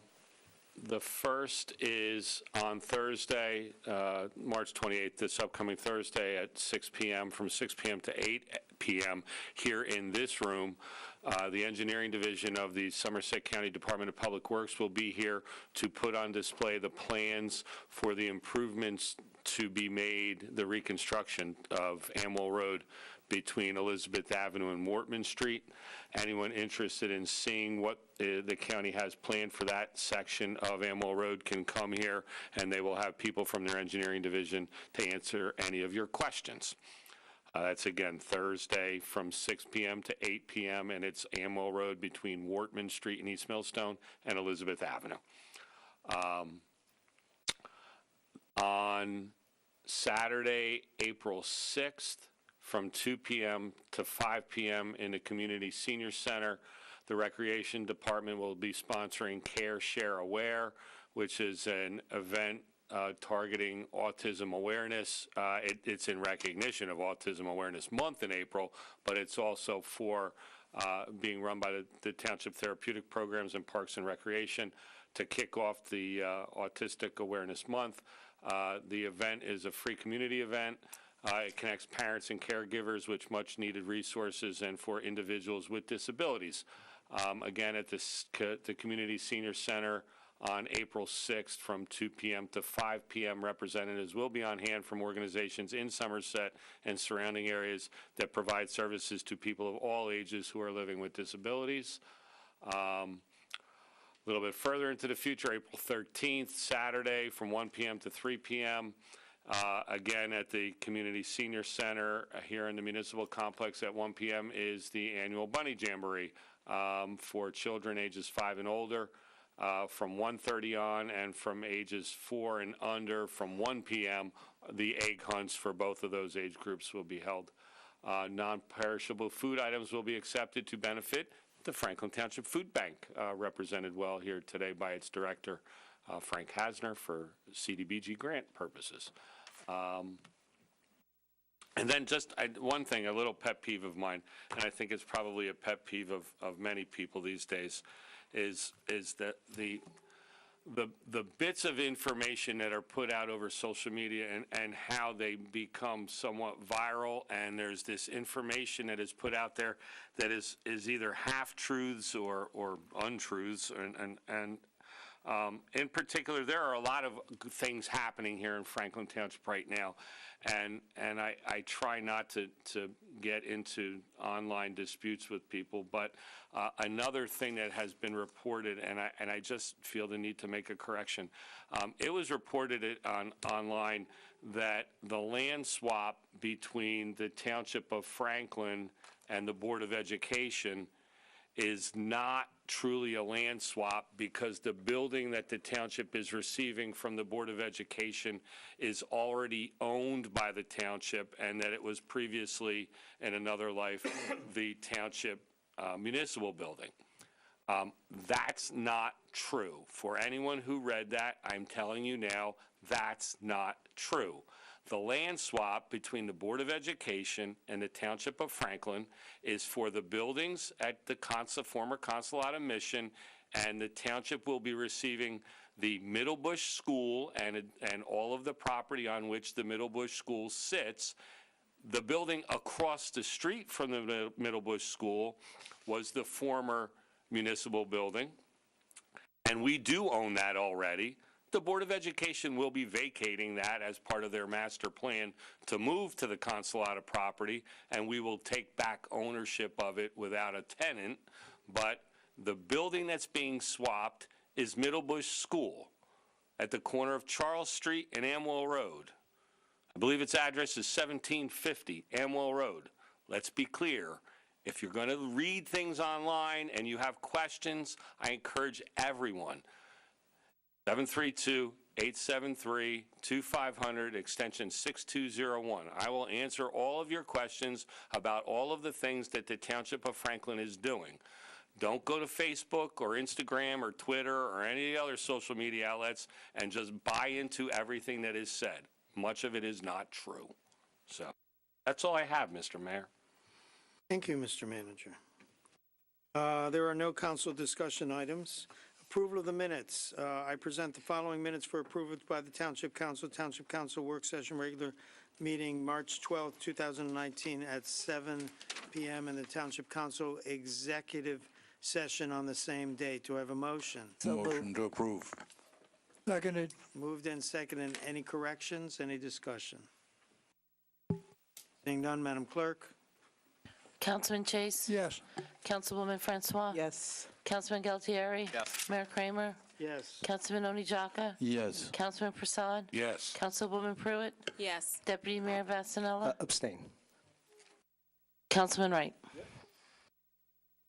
Okay. Warrants in the amount of $11,480,880.85 on March 26, 2019 are presented to the Township Council for payment. Do I have a motion? So moved.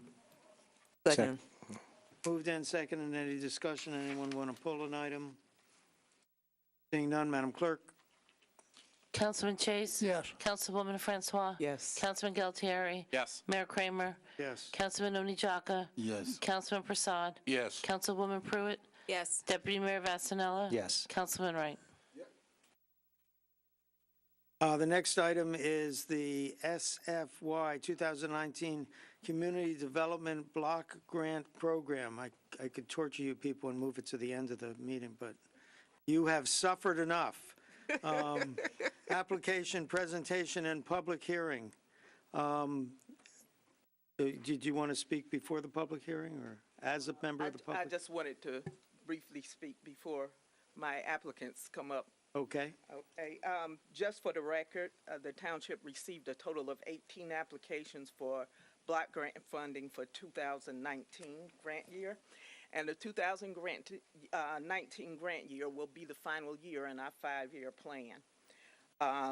The activities funded under this grant must benefit low and moderate income persons directly or in an area of benefit for low and moderate income persons.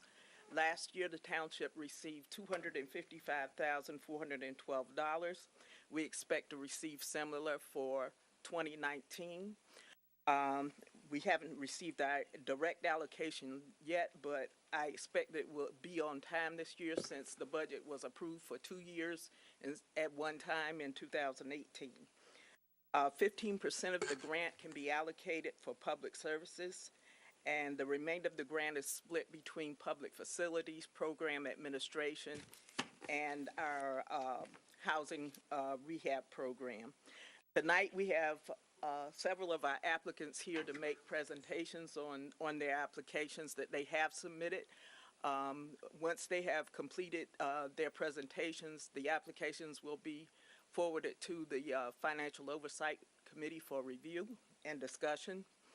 And we anticipate presenting the council with an action plan for approval in June, the end of June. Thank you. It is now appropriate to open for public hearing on this item only, Community Development Block Grant Application Presentation. So moved. I have a motion. So moved. Do we have a second? Second. All in favor of opening public discussion, say aye. Aye. Opposed? Motion is carried. We're now open for public discussion on the Community Development Block Grant.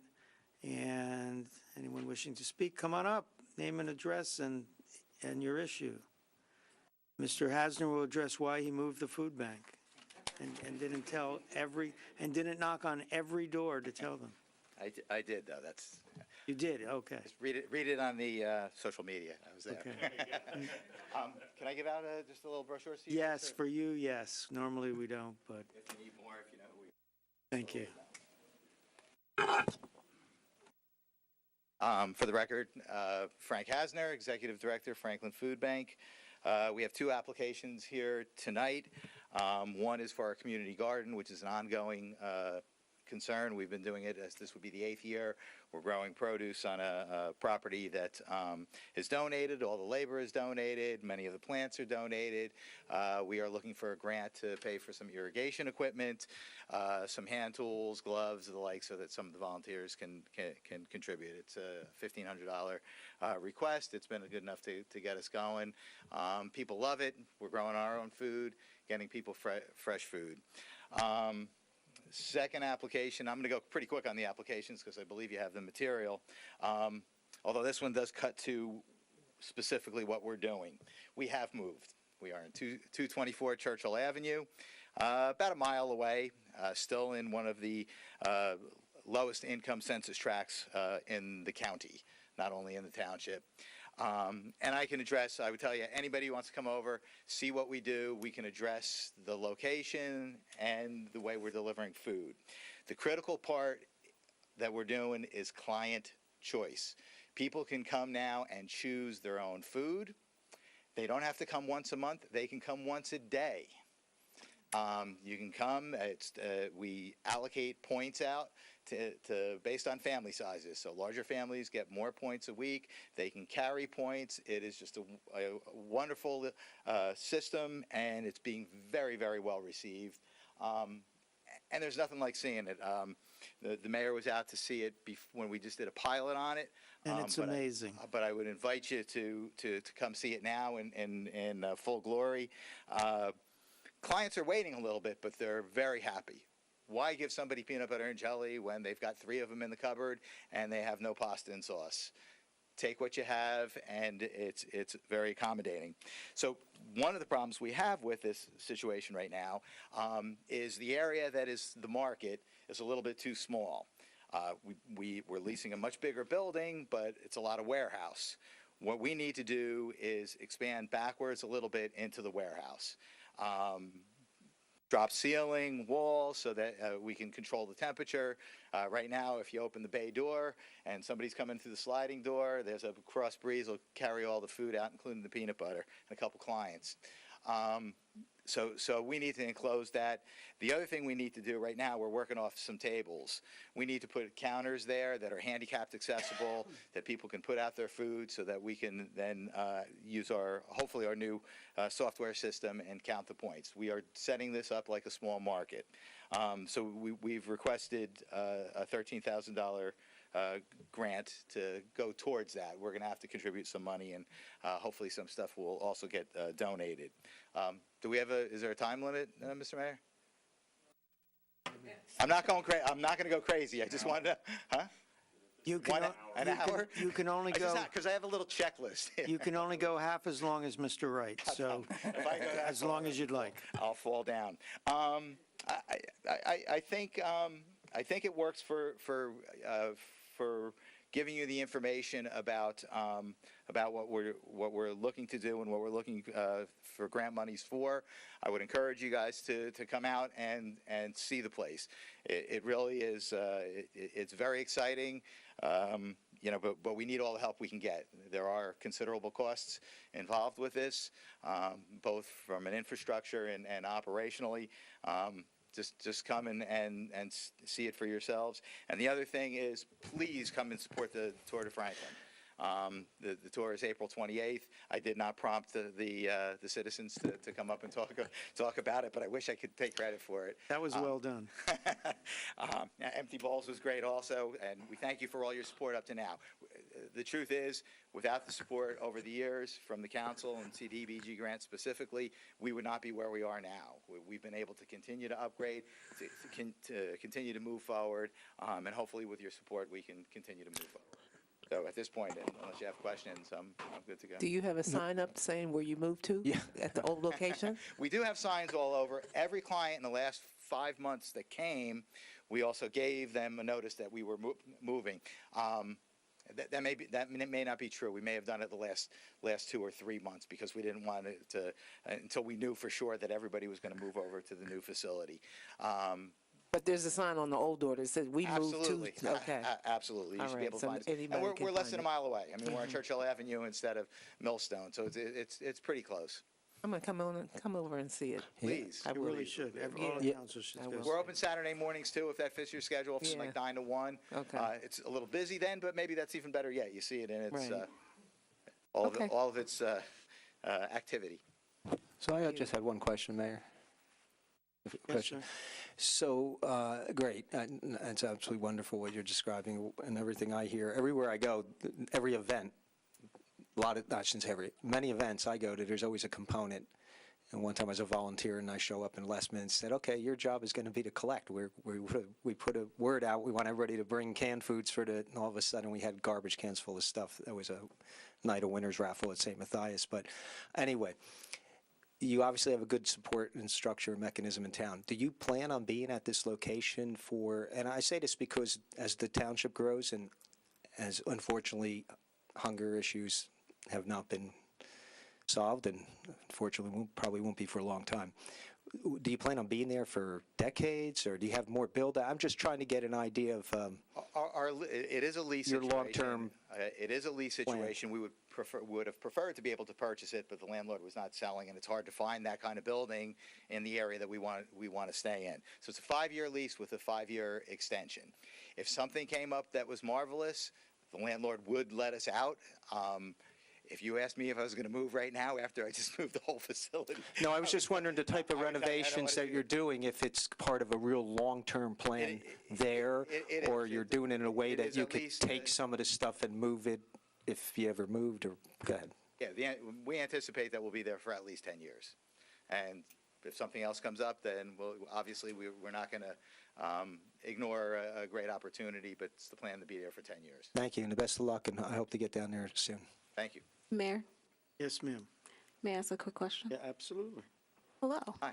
I was able to attend the Empty Bowls event, and while I couldn't stay because I wasn't feeling well, I did buy a couple of bowls to, contribute to the charity. So I put them in my office. I have some at home. Everyone keeps asking me about these bowls, and they want to buy them. So I know that obviously it's a yearly event, but are there any opportunities to for continued donations, give people the option to buy some more of the bowls?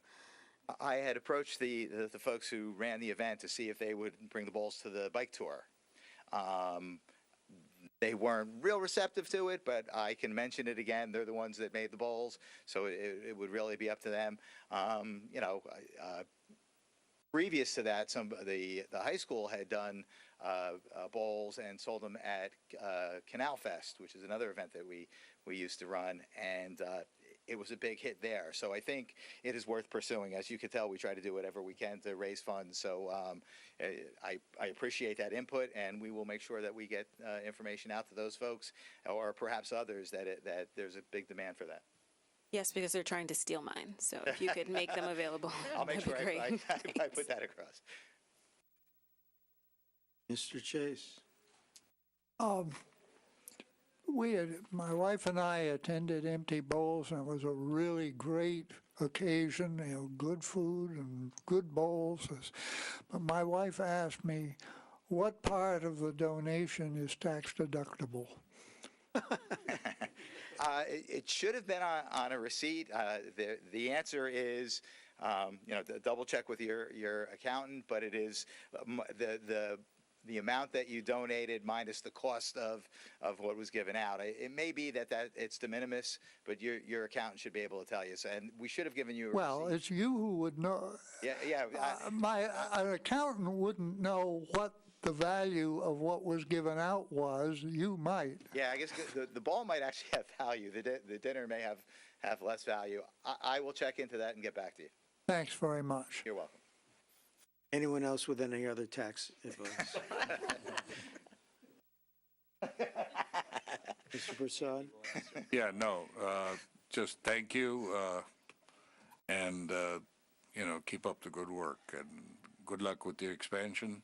I was there,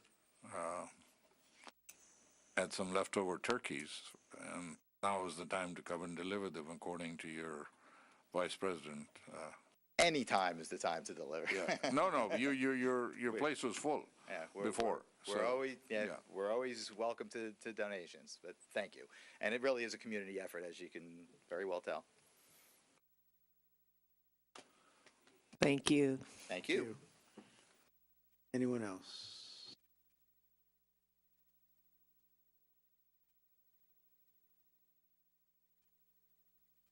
My name is John Giuliano. I'm an administrator at the Center for Great Expectations. And I'm happy here to come tonight to represent the CGE to the Franklin Township Council as you review the application for this year's CDBG awards. We thank Franklin Township Mayor Kramer, Deputy Mayor Vassanella. and you, the members of council, that continue to support Great Expectations as we grow from serving 6 women with no rooms for children to over 500 mothers, children, and men each year.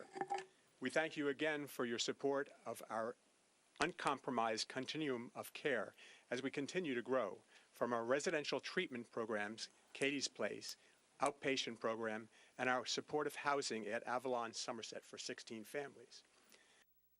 To make continued safety and environmental improvements to our facilities at 19 Delwood Lane, last year's grant enabled us to upgrade the HVAC in our adolescent 12-bedroom house to ensure a comfortable environment on all 3 floors of the facility, as well as rekey both houses for safety.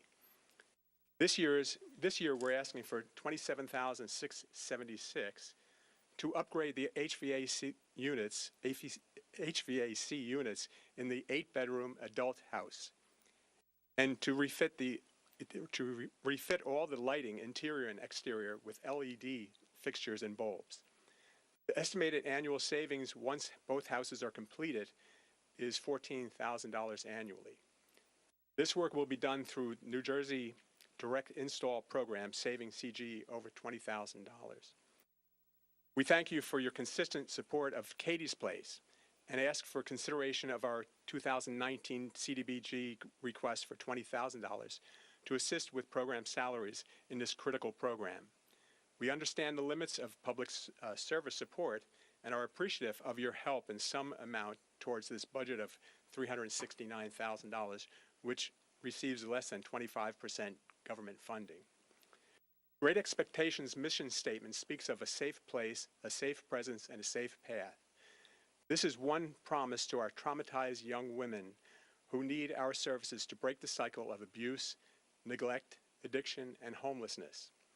The young mothers we serve share childhood histories of parental absence or abuse, transiency in the child welfare system, physical and sexual abuse, and exposure to addiction. We help them break this cycle for themselves and their children. We are grateful for your support each year and want you to know how Great Expectations is clinically different and impacts lives of our clients. First, we provide trauma-informed care through clinically managed programs that address the underlying traumas that result in the mental health disorders, addictions, and chronic homelessness. We believe that anything less is just a Band-Aid. Second, we have Katie's Place, our child development center, clinically grounded in providing parent-infant mental health. This approach highlights the foundational importance of healthy relationships between mother and child, a bond that models all future relationships for the child. This critical relationship was distorted and broken during the childhoods of our mothers, and our program calls their attention to nurturing traits that so many of us take for granted in creating this trusting foundation. Katie's Place provides daytime developmental care to the many children who have already been exposed to traumatizing conditions, while their mothers commit to their own intensive program. Each child is regularly assessed and receives their own individualized plan to assure they reach their developmental milestones. Through our impactful programs, Great Expectations helps young mothers break that destructive generational cycle and open up a future full of healthy opportunities for both mother and child. Thank you for your consideration of this request. On behalf of Peg Wright, our founder and president and CEO, I am also extending an invitation to you to come visit and tour our facility and learn more about the work that you have helped us do to support the long-term recovery of women and men we serve every day and build strong families for them and their children. I would be happy to answer any questions that you have. Any questions? We have given to them several times. Many. Okay, thank you.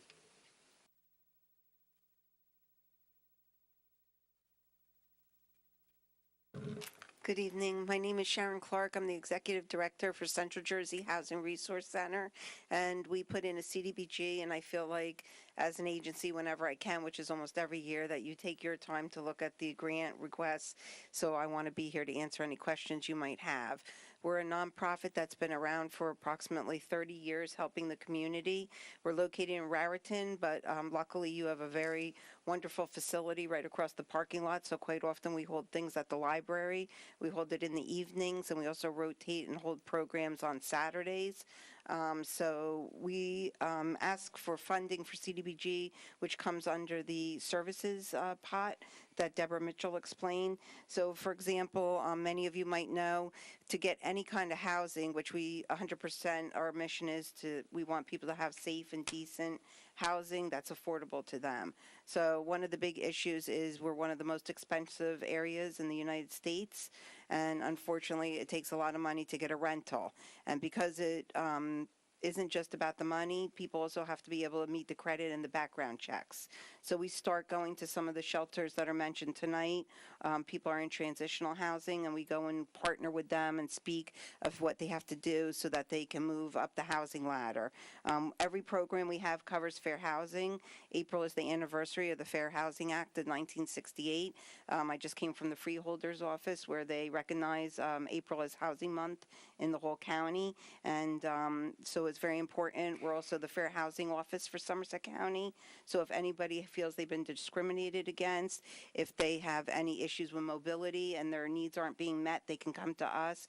And also assistance animals are starting, and comfort animals to be a big issue, that they kind of come to our office to find out what their rights are. Also, we do a lot of information, everything from buying a house and group programs, but everything has a financial literacy component. If you don't know how much money you're coming in and how much money you can spend, we have a lot of people, many of you on the panel might know that you get your credit cards, you might get a statement that says your credit score is 740. Just because you have a high credit score, that doesn't count your debt to income ratio. So I have a lot of people with high credit scores, but they have a lot of debt, whether it's student loan debt, or they co-sign for loans because they're grandparents for grandkids in college, or they happen to co-sign just because they wanted their children to get housing. It comes back, all those debts. So we teach all of that, and one of the big things that we ask for you for grant money for is 21, on average, 19 to 21% of our 1,400 to 1,500 clients a year are from Franklin Township. And unfortunately, funding has gotten tighter every year. We run out of funds. We've been fortunate, and we're greatly appreciative to your allowing us to get grant money, but we ran out last year by the third quarter. This year we've already hit the bulk of our numbers, and we'll be running out of the township money prior to the third quarter. So we just want you to know there isn't a lot of other pots, especially now that United Way for our area is not funding. They used to fund a lot of the rental and financial literacy. So why a lot of our banks and funders that believe in housing counseling, they want to help people trying to buy a house. We need people that, like you, that'll help us get people started and into rental housing. So just to give you an idea, that is the highest amount. Last year with your grant money, we served 117 rental clients. This year we're already at 58 for the year. So we know we're going to run out of money, and we're already almost out of money for the other pots of people that support rental housing counseling. So I just want to take any questions, and again, thank you for everything you guys do. It means a lot to the community. Thank you. Any questions? Nope. Thank you for your work. Thank you. And that closes the public hearing. No. Good evening. My name is Kim Cole. I'm with Somerset County YMCA. So we've been partnering with Franklin Township since last April to provide recreation programs, and to date we've served about 250 unique participants through those partnerships. We're seeking funding in the amount of $8,836 to provide potentially a life-saving Learn to Swim program at the Hillsborough branch of Somerset County Y to approximately 118 students from 3 of Franklin Township schools. All 3 of those schools are identified as Title I schools: Elizabeth Avenue, Hillcrest, and Pine Grove Manor. At the Y, we believe that lasting personal and social change can only come about when we all work together to invest in our kids, our health, and our neighbors. This Learn to Swim program is a partnership between us, the Y, Franklin Township Parks and Rec, as well as the CARE program through the schools. The program would be offered during those after-school hours when a need has been identified to offer a more varied activities. And children will be bused directly from the schools to the Y. This program will seek to combat youth drowning and increase safety around water. Drowning is the second leading cause of death in children ages 1 to 19, and fatal drowning is greatly increased in minority populations. USA Swimming Foundation has stated that 70% of African Americans and 60% of Hispanic children cannot swim. The program will run for 2 days a week for 45 minutes and 10 weeks a session. 2 sessions will be offered, fall of 2019 and spring of 2020. The Y has been the nation's leading swim instructor for more than 100 years, and we offer high-quality, safe, and fun swim programs. We will provide an 8-to-1 ratio of instructors to participants. All instructors will be trained and certified according to RYUSA guidelines and criteria, and of course, appropriate lifeguard coverage will be there. Our hope is to remove barriers for families to make this program accessible. In addition to the program being offered at no cost to parents, children will be bused directly to and from the program, and swim supplies like swim caps, goggles, towels, and even bathing suits will be made available. Funding will cover staffing costs, lifeguards, instructors, and the buses to transport the children, as well as some of the swim supplies. Thank you very much for consideration, and I would encourage any of you to come tour one of our locations in Somerset County. So how many children was that? 118. Currently, what the program would serve, 118 is what we've been. 118 for 8,000 some odd dollars? Wow. The largest cost is busing. Because there's not a pool big enough in a local pool in Franklin Township currently, so we'd have to bus them to Hillsborough. And are you a representative of the Hillsborough Y? Or I'm currently the executive director of the Hillsborough Y. Any other questions?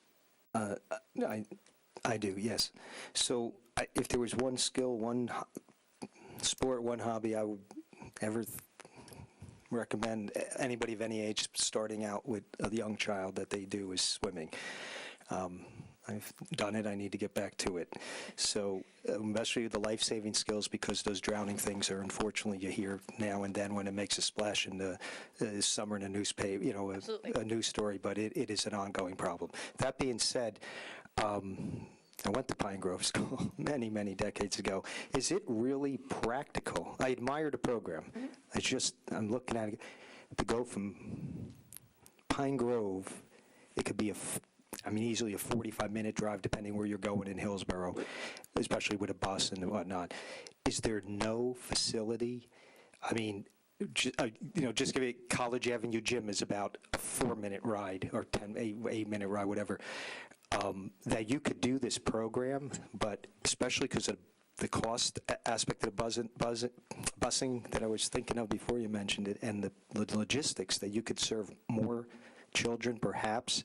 And I don't want to get into debate now. It's not the time for a swimming pool, but if we had a YMCA in town, we'd be able to do so much for so many, including this program could go township-wide, but that's a conversation for another day. So is there any way that this program could be done locally? We have hotels that have pools. Deputy Mayor, I remind you, she's with the YMCA. Oh, I know, and that's why they're doing it. I understand, but are you forbidden to try to do it locally, because there are some pools that are not open to the public, but that you may be able to have an arrangement with? We no longer can get any of those pools for our own programs, and we're utilizing the Somerset County pool at Warren Brook in Warren to take our children to when our pool is insufficient. So none of the hotels are available anymore, Deputy Mayor, none. And so I can speak to that from our own recreation. Just trying to make it so we can reach more kids. We used to use them.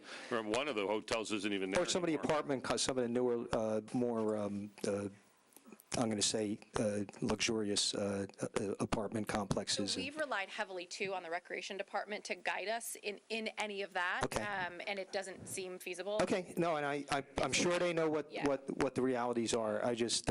It was a little logistical, trying to figure out busing and time of day, so that will be something that we'll have to keep our eye on. We have our thoughts on how long it'll take and how that turnover will work. We have some experts on the rec side and the Y side who are good at moving kids in large masses from program to program. So we're taking their expertise into consideration. And the Y is part of the funding that we're also supporting this program is our typical like lane usage charges. So if we were to look at an additional pool, that cost would add to the program as well. So Rutgers would certainly charge us a rental fee for their lanes at a pretty steep price. All right, well, good luck with the program. Thank you.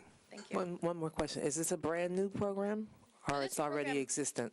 So the program doesn't currently exist in Franklin Township. This model of a program is very popular in other communities though, throughout the country. Thank you. Yeah, great. Just one comment, and that is you used to have a YWCA in downtown New Brunswick where I took my kids to learn to swim.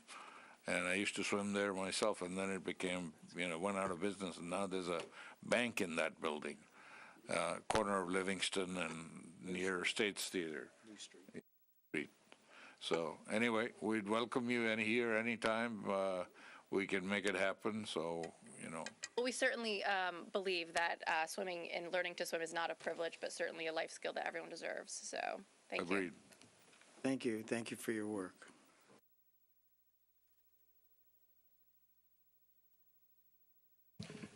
I just got a question real quick, because it's during public hearing, because it's labeled as public hearing. It's got to be on CDBG. It is on CBG.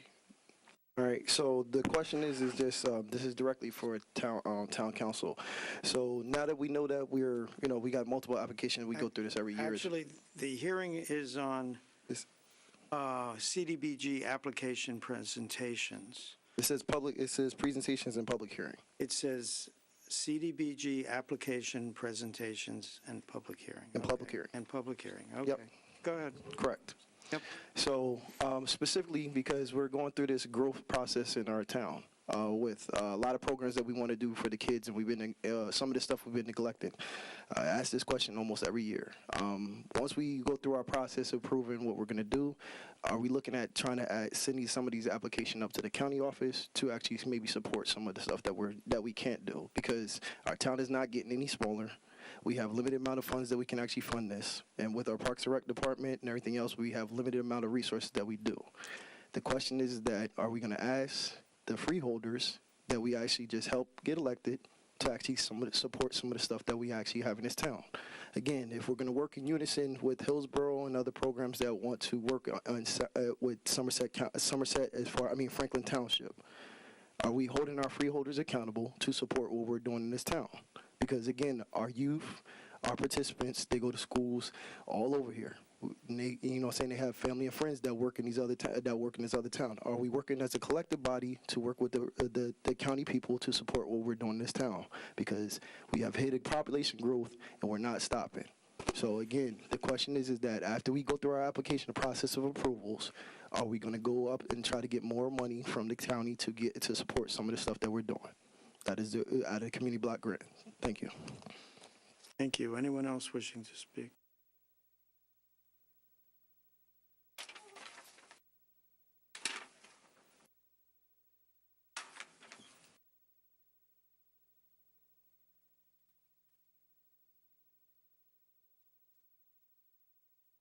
Hello, Mayor and Council. My name is Marnie Keene. I'm the Social Service Coordinator at Wilent Senior Residence. We are a low-income housing building funded through HUD, and we have 101 apartments, over 125 residents. We have a waiting list about 2 to 3 years long. And we have various programs in our building.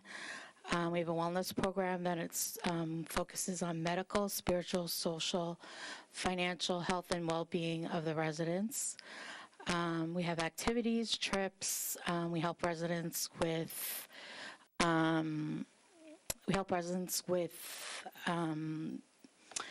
Slim Bee pad, utility assistance, as long as other financial need benefits and entitlements. We are located on the campus of Wilf, which is right across the road, and we have a continuing care campus, and we also have Wolf Transport that's located on our campus that helps residents get access to health care and to trips into stores, as well as Somerset County that provides transportation as well to Stop and Shop. We have a store run by the residents, and we collaborate with many agencies for resident care. On behalf of Willen senior residents in the Wolf campus, I would like to relay a huge thank you to Franklin Township for helping us obtain monies over the years to help remodel our resident kitchens, change our bathtubs to showers, and installing our power flush toilets for the residents of Willens for many years. This grant has helped our residents who have received the above updates to assist in continuing to help them to cook safely, bathe safely, and have toilets that will prevent resident illness by preventing the building from water and mold damage. And the tubs also help prevent falls as well, which is a big problem for seniors. And it's for the above reasons that we're asking for $45,000 to renovate 10 resident kitchens and 15 resident apartments to receive power flush toilets. We continue plan to do this project over the next 8 years with the help of Franklin Township Community Block Development Grant in order to complete the above projects. And I want to personally thank the mayor and the council for their help in this process, as well as Deborah Mitchell, who's helped us along with the process in applying. Her caring and details were highly appreciated. And thank you for your support and generosity in the past, present, and future. And I'll here to answer any questions. Questions? I actually got a quick question. Mm-hmm. I know you've been coming a long time, and we've been supportive and want to be supportive. Just curious, this type of housing, when you have built parts of it like kitchens that need to be done every 20, 30, 40 years, whatever the protocol is, what would happen if the funding wasn't available? Is the federal government or what entity has to keep up to some standard in public housing or public federally subsidized housing? And is there a way that they can help that process go quicker even if we do contribute? So the CDBG grant is through HUD, so that's one of the reasons why we do apply. And also we have a foundation on campus that also helps to assist with the costs of the maintenance workers and everything like that as well. But other than nonprofit money coming in grants, who's the actual landlord, that's responsible for a certain infrastructure and upkeep of the building? I'm not trying to put any negative spin on what your grant application, but who's ultimately responsible financially to keep that building up to standard? So I believe it's the responsibility of the building and the campus and working with other agencies to help collaborate to make that happen. Does that mean the federal government? When you say the building? Oh, because it's a HUD building? Yeah, I'm just trying to determine if there's like some entity, a landlord at the bottom of it that maybe should be doing more. Not that we don't want to help them, because I was going to help her. Yeah. Thank you. Because she's the social services coordinator, not the executive. I'm not trying to stump you. I'm sorry. I just that's okay. Because maybe that's okay. She doesn't. She's the social services coordinator, so she's just representing. That building is a Section 8 funded building. It has an executive director and it has a board of trustees that administers it. But with regard to subsidy that comes in the building, it comes in the form of a project-based Section 8 assistance that comes in. And it is under an administrative overview from the New Jersey Department of Housing and Finance Agency. So they're in there periodically as well. So yes, they have a small maintenance amount that's set aside out of Section 8 funding, but it's not very much. They have to have a reserve account for emergencies and to cover some things, because when they do this grant with us, we're only providing them a portion of the funding that is necessary for them to carry out the work. They're contributing also in almost a match with the labor costs and other costs that are not shown on their grant application, because the money that we give is no way near what it costs to actually do the conversions that they have to do. And they've been doing them in small amounts annually, like 10 units here, 20 units there, until they get through the whole building. And they provide us with a list each year on monitoring so that we're able to determine how far they've progressed in getting the project complete. But there's never enough money when you're managing housing, there's never enough capital money made available for maintenance and upkeep. I understand. Thank you for providing that clarity. Anyone else? Okay, thank you. Anyone else wishing to speak? Mayor, seeing no one coming forward, a motion to close this part of the hearing. Seconded. Moved and seconded. All in favor of closing the hearing, say aye. Aye. Opposed? Motion is carried. We are now on to item number 13, the calendar year 2019 municipal budget. Resolution 1931, introduction of the calendar year municipal budget and set public hearing, is presented to Township Council for adoption. Do we have a motion? So moved. Do we have a second? Seconded. That's good, otherwise we have no budget. Discussion, Mr. Manager. Thank you, Mr. Mayor. Discuss. Yes, I have quite a bit to discuss. Mayor and Council, the proposed calendar year... Before you start, Yes, sir. The reason the manager is speaking is because right now, for the next few seconds anyway, this will be the manager's budget, and he is presenting it to the Township Council. It then becomes our budget. Mr. Manager, sorry. Thank you, Mr. Mayor, and it's been my budget, and it will continue to be my budget until I give it to you, correct? I'm about to give it to you. So the proposed calendar year 2019 budget is submitted, and you should all have a copy of it, as well as my speech that I'm about to give you. And it is submitted with, and I say it loudly, no increase in the amount to be raised by municipal taxes. What's the increase? That is no increase in the amount to be raised by municipal taxes. It results in a decrease in the municipal portion of the tax rate of 3.76% or 0.013 cents, and that brings the tax rate on the municipal portion only down from 0.358 to 0.345. And with the increase in township assessed valuations, the municipal tax on the average home has gone down $4.52 or 0.39%. However, you'll notice in your budget that due to the mandatory library tax increase of 4.47%, the total tax on the average home, municipal, library, and open space, has increased $8.41 or 0.59%.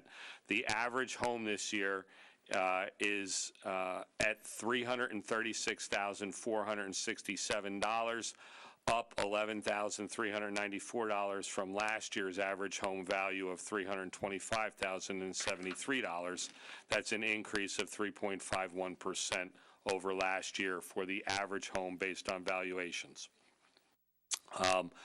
Council's decision not to increase the calendar year 2019 municipal tax, which represents a reduction of 3.76% in the tax rate and $4.52 on the average home, has been achieved with a projection of $442,343 in increased revenues, a projected $450,000 increase in collection of delinquent taxes, effectively no increase in salary and wages, no increase in the use of fund balance. That's right, the same amount of fund balance being utilized this year as was used last year. And despite a $1,050,000 increase in group health insurance. The calendar year 2019 budget continues to demonstrate the township's prioritization of improved efficiency and effectiveness, careful spending, and also working towards providing increased services, responsiveness, and convenience for our constituents. The budget summary, as the accompanying budget summary schedule indicates, the proposed calendar year 2019 municipal budget is $61,931,338 versus $60,855,068 in 2018, a difference of $1,076,270. The major components of the increase are $1,050,000 increase in group health insurance, increase of $446,000 in Social Security and pension costs, an increase of $150,460 in state-mandated library support, but a decrease in $1,450,000 in debt service. And during the past 6 years, since the calendar year 2014 budget, efficiency efforts have resulted in the annual utilities budget decreasing by $676,000 or 22.53%. Many of the planned capital initiatives are designed to increase the annual savings in utilities.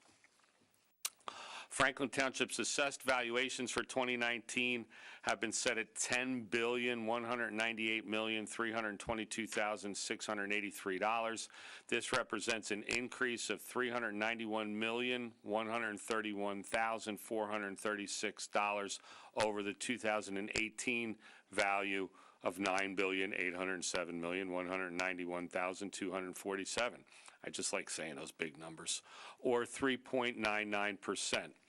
An increase in assessed values has a positive impact on the applicable tax rates. Taking the increase in ratables at last year's municipal tax rate, this increase in value amounts to an increase of $1,400,251 in taxation. As a result, in comparing tax rates using the budget as it stands at this point, there will be no increase in the dollar amount to be raised by taxation, and the impact upon the municipal tax rate will be a decrease of 0.013 cents. And that is the state of the budget as submitted, Mr. Mayor. Thank you, Mr. Manager. So the points I would like to make is, again, reiterating that we are raising the tax levy by 0%. It is a decrease to the average home of $4.52. And since 2009, I like to compare it to that time because that is when, well, in 2010, many of us, including myself, came onto council. In 2009, the budget was $59 million, $59.1 million, and now it's $61.9 million.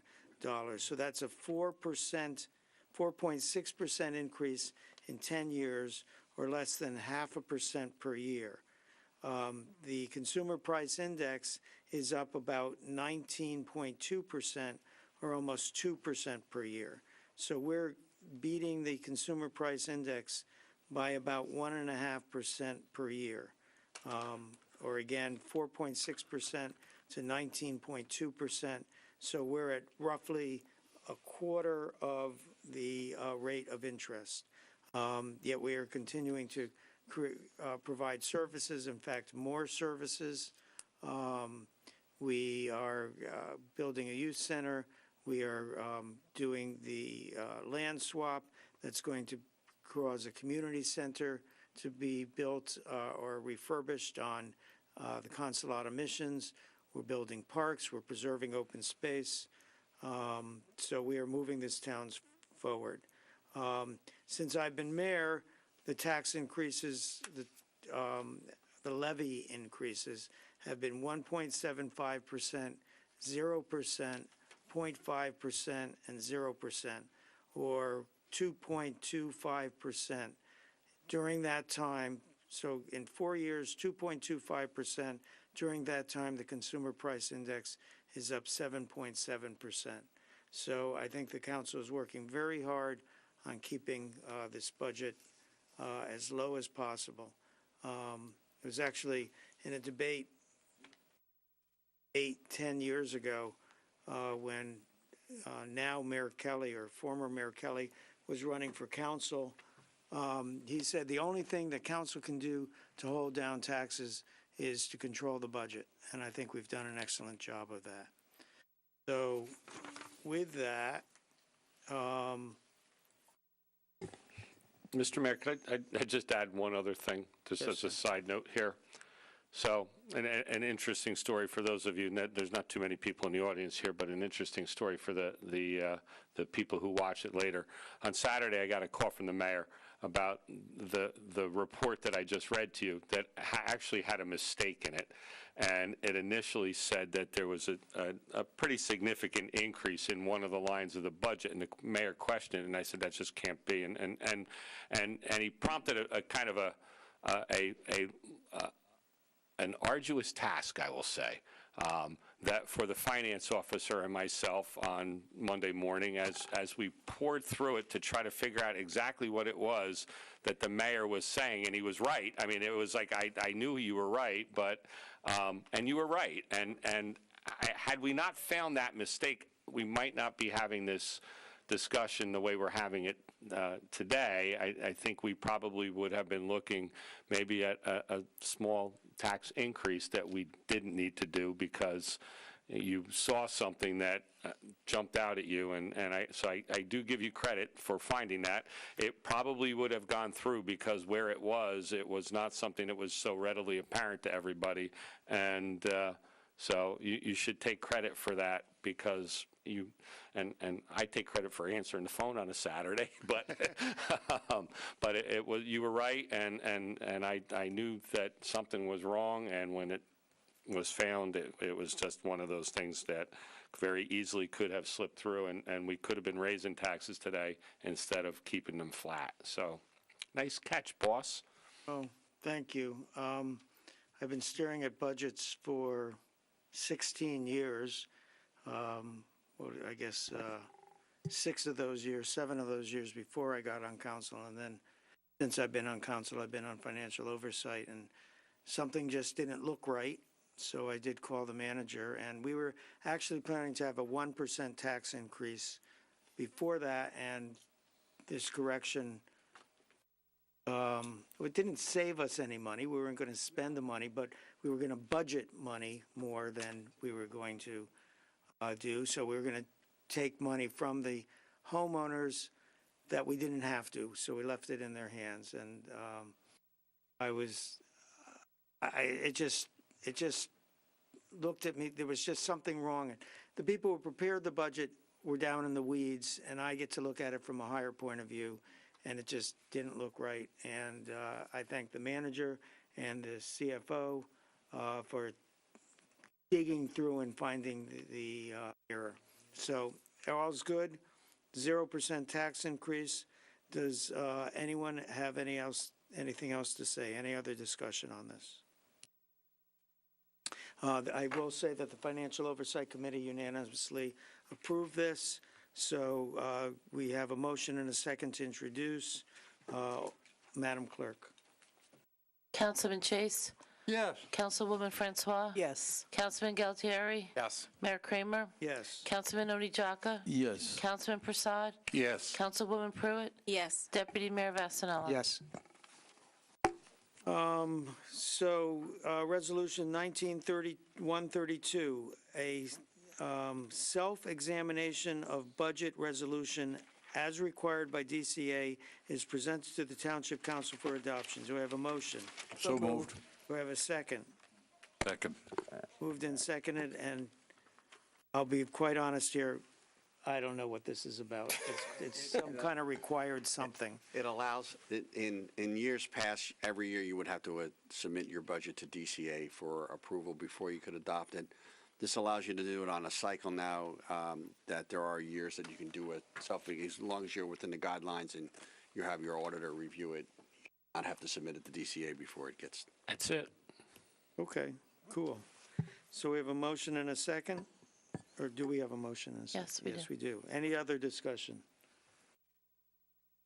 Madam Clerk. Councilman Chase? Councilwoman Francois? Yes. Councilman Galtieri? Yes. Mayor Kramer, Yes. Councilman Oni Jaka, Yes. Councilman Prasad, Yes. Councilwoman Pruitt, Yes. Deputy Mayor Vasanella. Yes.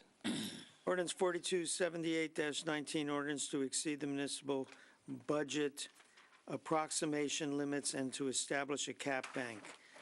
Calendar year 2019. The foregoing ordinance is presented to Township Council for adoption on first reading, posting, and publication in accordance with the law, and public hearing and final adoption on Tuesday, April 9th, 2018, at 7 p.m. at the Municipal Complex. Do we have a motion? So moved. And a second? Seconded. So this, I do know what this is about. So, as people know, we have a 2% bank limit, a 2% cap on the budget. And the state allows that if you don't use that in a particular year, you can bank it so that towns might be afraid that if they don't raise taxes, they'll get behind and not be able to raise taxes more, and then artificially will raise taxes just in case. This kind of allows you a little more leeway to bank the raise in taxes. We've never used this, Andy. We've never actually taken the money out of the cap bank. So we've never used it, but it would be irresponsible to not do it. Is there any discussion? Mayor, I just had the question, either the attorney or the financial consultant. I understand what you're doing. We've done it many years here. What is the maximum that we can kind of bank? So just, hypothetically, 4 years from now, a council down the road, for whatever reason, wants to raise taxes a lot. What is the max? Well, yeah, you can only go 3 years. It's 3 years, right? 2 years. 2 years. 2 years. Maybe he should get the microphone, Mayor. So I'm sorry, just so there's clarity. there's a debate here whether it's 2 years or 3 Well, years. it's the 2 succeeding years, correct? Right. Honest with you, Mayor, I hate to, this is the appropriation cap, not the levy. Not the cap. levy Correct. cap. Right, so this So this is, a 2-year, it rolls off after 2 years. That's right, right. and it's 2%. Well, you're allowed it's based on the index, Right. inflator To a index. maximum of but- 3.5. So this year it's 2%, and now you're adding 1.5% to go to 3.5 on the appropriation cap. This is not the levy cap. So this is what it's like to be on the Financial Oversight Committee. You listen to this and you nod your head and No, Trust the experts. And remember, the difference between the levy cap and the appropriation cap is that there are things that are, a lot more things that are accepted from the appropriation that are inside the cap and outside the cap. So this is raising on those items inside the cap, and it is the difference between what the allowable increase is and 3.5%, and it's for 2 years. So the councilman's concern was, well, can we build up the bank for No, it rolls. 10 years and it's it'd not be, used yeah, after 2 years, it rolls off, right? and it So, rolls off. so the most is just about how much that we would be keeping in reserve, our Right now, it's ability to about $5 raise? million. But anyway. No, percentage-wise? 3% about? It's of 5 million of your, about 40 million in cap. So, yeah. And actually, I didn't say it was the levy cap. I omitted the adjective, because I wasn't sure which one it was. So what was the percentage, Andy? I'm sorry, what was the percentage? Yeah, well, Approximate. It's about 5, well, I'll give you the exact. Okay. I just want to know how much, if a vote yes, that we're allowing next year or the following year's council to raise above the 2%. If there was if there was any cause to do so. Oh, I'm sorry. Right, we're talking, you're $1.7 million in your bank, and that's on a sum of $46 million in your in-cap appropriation. So a little less than 2%. And I will tell you that there have been towns that have not adopted this ordinance, and down the road, they wish they had. Okay. No, I'm in favor. Just want to make sure there was limits on how much authority we can give ourselves or future councils of, raising taxes. Thank you for the clarity. So we have a motion and a second. We discussed it. Any other discussion? Madam Clerk? Councilman Chase, Yes. Councilwoman Francois, Yes. Councilman Galtieri, Yes. Mayor Kramer, Yes. Councilman Oni Jaka, Yes. Councilman Prasad, Yes. Councilwoman Pruitt, Yes. Deputy Mayor Vasanella. Yes. We are now on to public hearing and adoption of ordinances on second reading. Ordinance 4274-19, an ordinance vacating, releasing, and extinguishing the public rights arising from the dedication of lands identified as Cawthorne Drive, previously a portion of Block 85, Lot 15.03 in the Township of Franklin, County of Somerset, and State of New Jersey. Are we still? Yeah, we've got over 5, yeah. I just wanted to make sure we still had a quorum. People were walking out. Is presented for the public hearing and final adoption. The public hearing has been noticed as required. Do I have a motion to open for public hearing? So moved. Second. Moved and seconded. All in favor of opening for public hearing, say aye. Aye. Opposed? Motion is carried. Mr. Hodges, do you have anything to say on this? Okay, thank you. Bye. Being no one coming forward, I motion to close the public section. Second. All in favor of closing public session, say aye. Aye. Opposed? Motion is carried. Do we have a motion on the item? So moved. Second. Moved and seconded. This is vacating a street. Eventually, there's going to be an Alzheimer care facility placed here. This facilitates that. Any other discussion? Madam Clerk? Councilman Chase? Yes. Councilwoman Francois? Yes. Councilman Galtieri? Yes. Mayor Kramer? Yes. Councilman Oni Chaka? Yes. Councilman Prasad? Yes. Councilwoman Pruitt? Yes. Deputy Mayor Vasanella? Ordinance 4275-19, an ordinance of the Township of Franklin, County of Somerset, State of New Jersey, concerning cable franchise renewal, and the code of the Township of Franklin is presented to for public hearing and final adoption. The public hearing has been noticed as required. Do we have a motion to open to the public? So moved. Second. Moved and seconded. All in favor, say aye. Aye. Opposed? Motion is carried. We are open to the public. Seeing no one coming forward, I motion we close the public section. Seconded. Moved and seconded. All in favor, say aye. Aye. Public session is closed. Do we have a motion on the item? So moved. Second. Seconded. Moved and seconded. Madam Clerk, I'll let you describe this one. Didn't you describe this last time, or am I confusing it? No, I described the cat license one. No, the cat license one, I'm all over. So you're talking about the cable franchise? Yes. Yeah.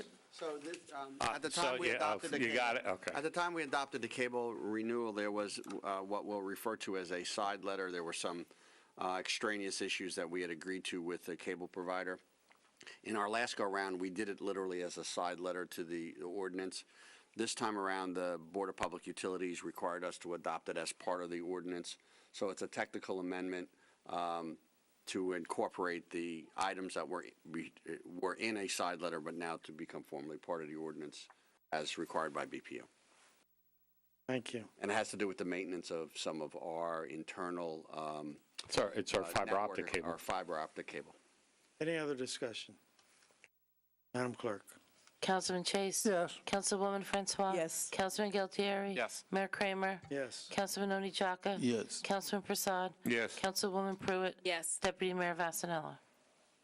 Now the cat ordinance, 4276-19, an ordinance to amend the municipal code book, chapter 115, dogs and other animals for the Township of Franklin, County of Somerset, State of New Jersey, with a repeal of cat licensing requirements, is presented to the public for public hearing and final adoption. The public hearing has been noticed as required. Do I have a motion to open to the public? Motion for public hearing. Second. Moved in second. All in favor, say aye. Aye. Opposed? Motion is carried. We are open to the public. Seeing no one come forward, I motion we close the public section. Second. Moved in second. All in favor, say aye. Aye. Opposed? We are closed to the public. Do I have a motion on the item? So moved. Seconded. Moved and seconded. So this is an ordinance to allow cats to run free wherever you want. Now, this is an ordinance so No, that it's an people, the ordinance 30 to people. not require them to be licensed. I hope Right. they won't run free. Right, the 30 people who followed the law and licensed their cats no longer have to do so. Do we have any other discussion on the item? Madam Clerk? Councilman Chase? Yes. Councilwoman Francois? Yes. Councilman Galtieri? Yes. Mayor Kramer? Yes. Councilman Oni Jaka? Yes. Councilman Prasad? Yes. Councilwoman Pruitt? Yes. Deputy Mayor Vasanella? Ordinance 4277-19, an ordinance canceling balances of certain bond and capital ordinances of the Township, Franklin County, Somerset, State of New Jersey, in the amount of $1,471,659.05 of the General Capital Fund and $8,591.18 of the water utility is presented for the public and final adoption. The public hearing has been noticed. Do we have a motion to open to public? So moved. Seconded. All in favor of opening to public, say aye. Aye. Opposed? We're open to the public. Seeing nobody come forward, a motion, we close the public section. Second. All in favor, say aye. Aye. We are closed to public session. Motion on the item. So moved. Seconded. Moved and seconded. So basically, we did some bonding. We spent the money. There's money left over after we did the projects. And this ordinance will allow us to move that money into our fund balance so that we can use it in other ways or to lower taxes. Any other discussion on the item? Madam Clerk? Councilman Chase? Yes. Councilwoman Francois? Yes. Councilman Galtieri? Yes. Mayor Kramer? Yes. Councilman Oni Jaka? Yes. Councilman Prasad? Yes. Councilwoman Pruitt? Yes. Deputy Mayor Vasanella? Yes. We have no ordinances on first reading. We are now on to the consent agenda. Items A through T is listed on the consent agenda. Portion of this meeting are presented to Township Council for adoption. Do I have a motion to? So moved. Second. Moved and seconded. Anyone wish to pull anything off?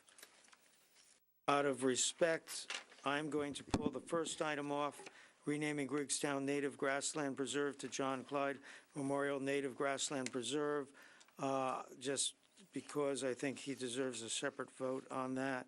Anyone wish to pull any other items?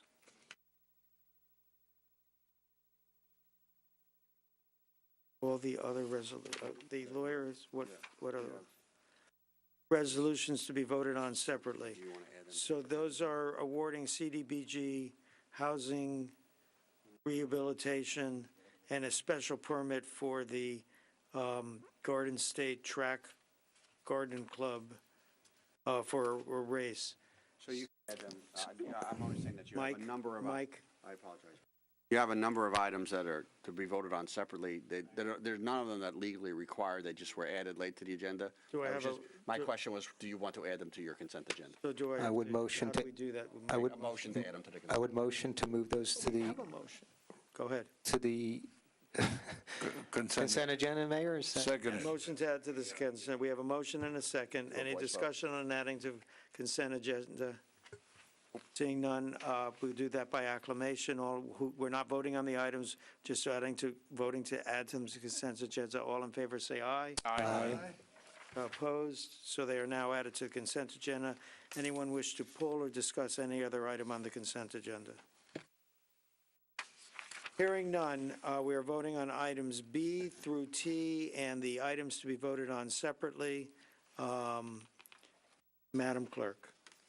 Councilman Chase? Yes. Councilwoman Francois? Yes. Councilman Galtieri? Yes. Mayor Kramer? Yes. Councilman Oni Jaka? Yes. Councilman Prasad? Yes. Councilwoman Pruitt? Yes. Deputy Mayor Vasanella? Yes. Councilman Chase, I think you knew Mr. Clyde, Mayor Clyde, longer than any of us. Would you like to read and move this resolution? I would indeed. This Read is by title. moving Resolution 19-133, rename Griggstown Native Grassland Preserve to John Clyde Memorial Native Grassland Preserve. We have a second. Second. Moved and seconded. Any discussion? Madam Clerk. Councilman Chase? Yes. Councilwoman Francois? Yes. Councilman Galtieri? Yes. Mayor Kramer? Absolutely. Councilman Oni Jaka? Yes. Councilman Prasad? Yes. Councilwoman Pruitt? Yes. Deputy Mayor Vasanella? Yes. Rest in peace, John. Old business, boards, committees, commissions, vacancies. Does anyone have a nomination?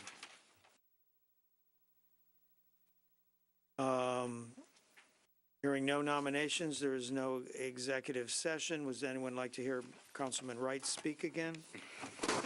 Hearing Motion none. for adjournment. We have a motion for Seconded. adjournment. Moved and seconded. All in favor of adjourning, say aye. Aye. Opposed? Motion is carried. We are adjourned. Be well, Franklin. Franklin. Oh.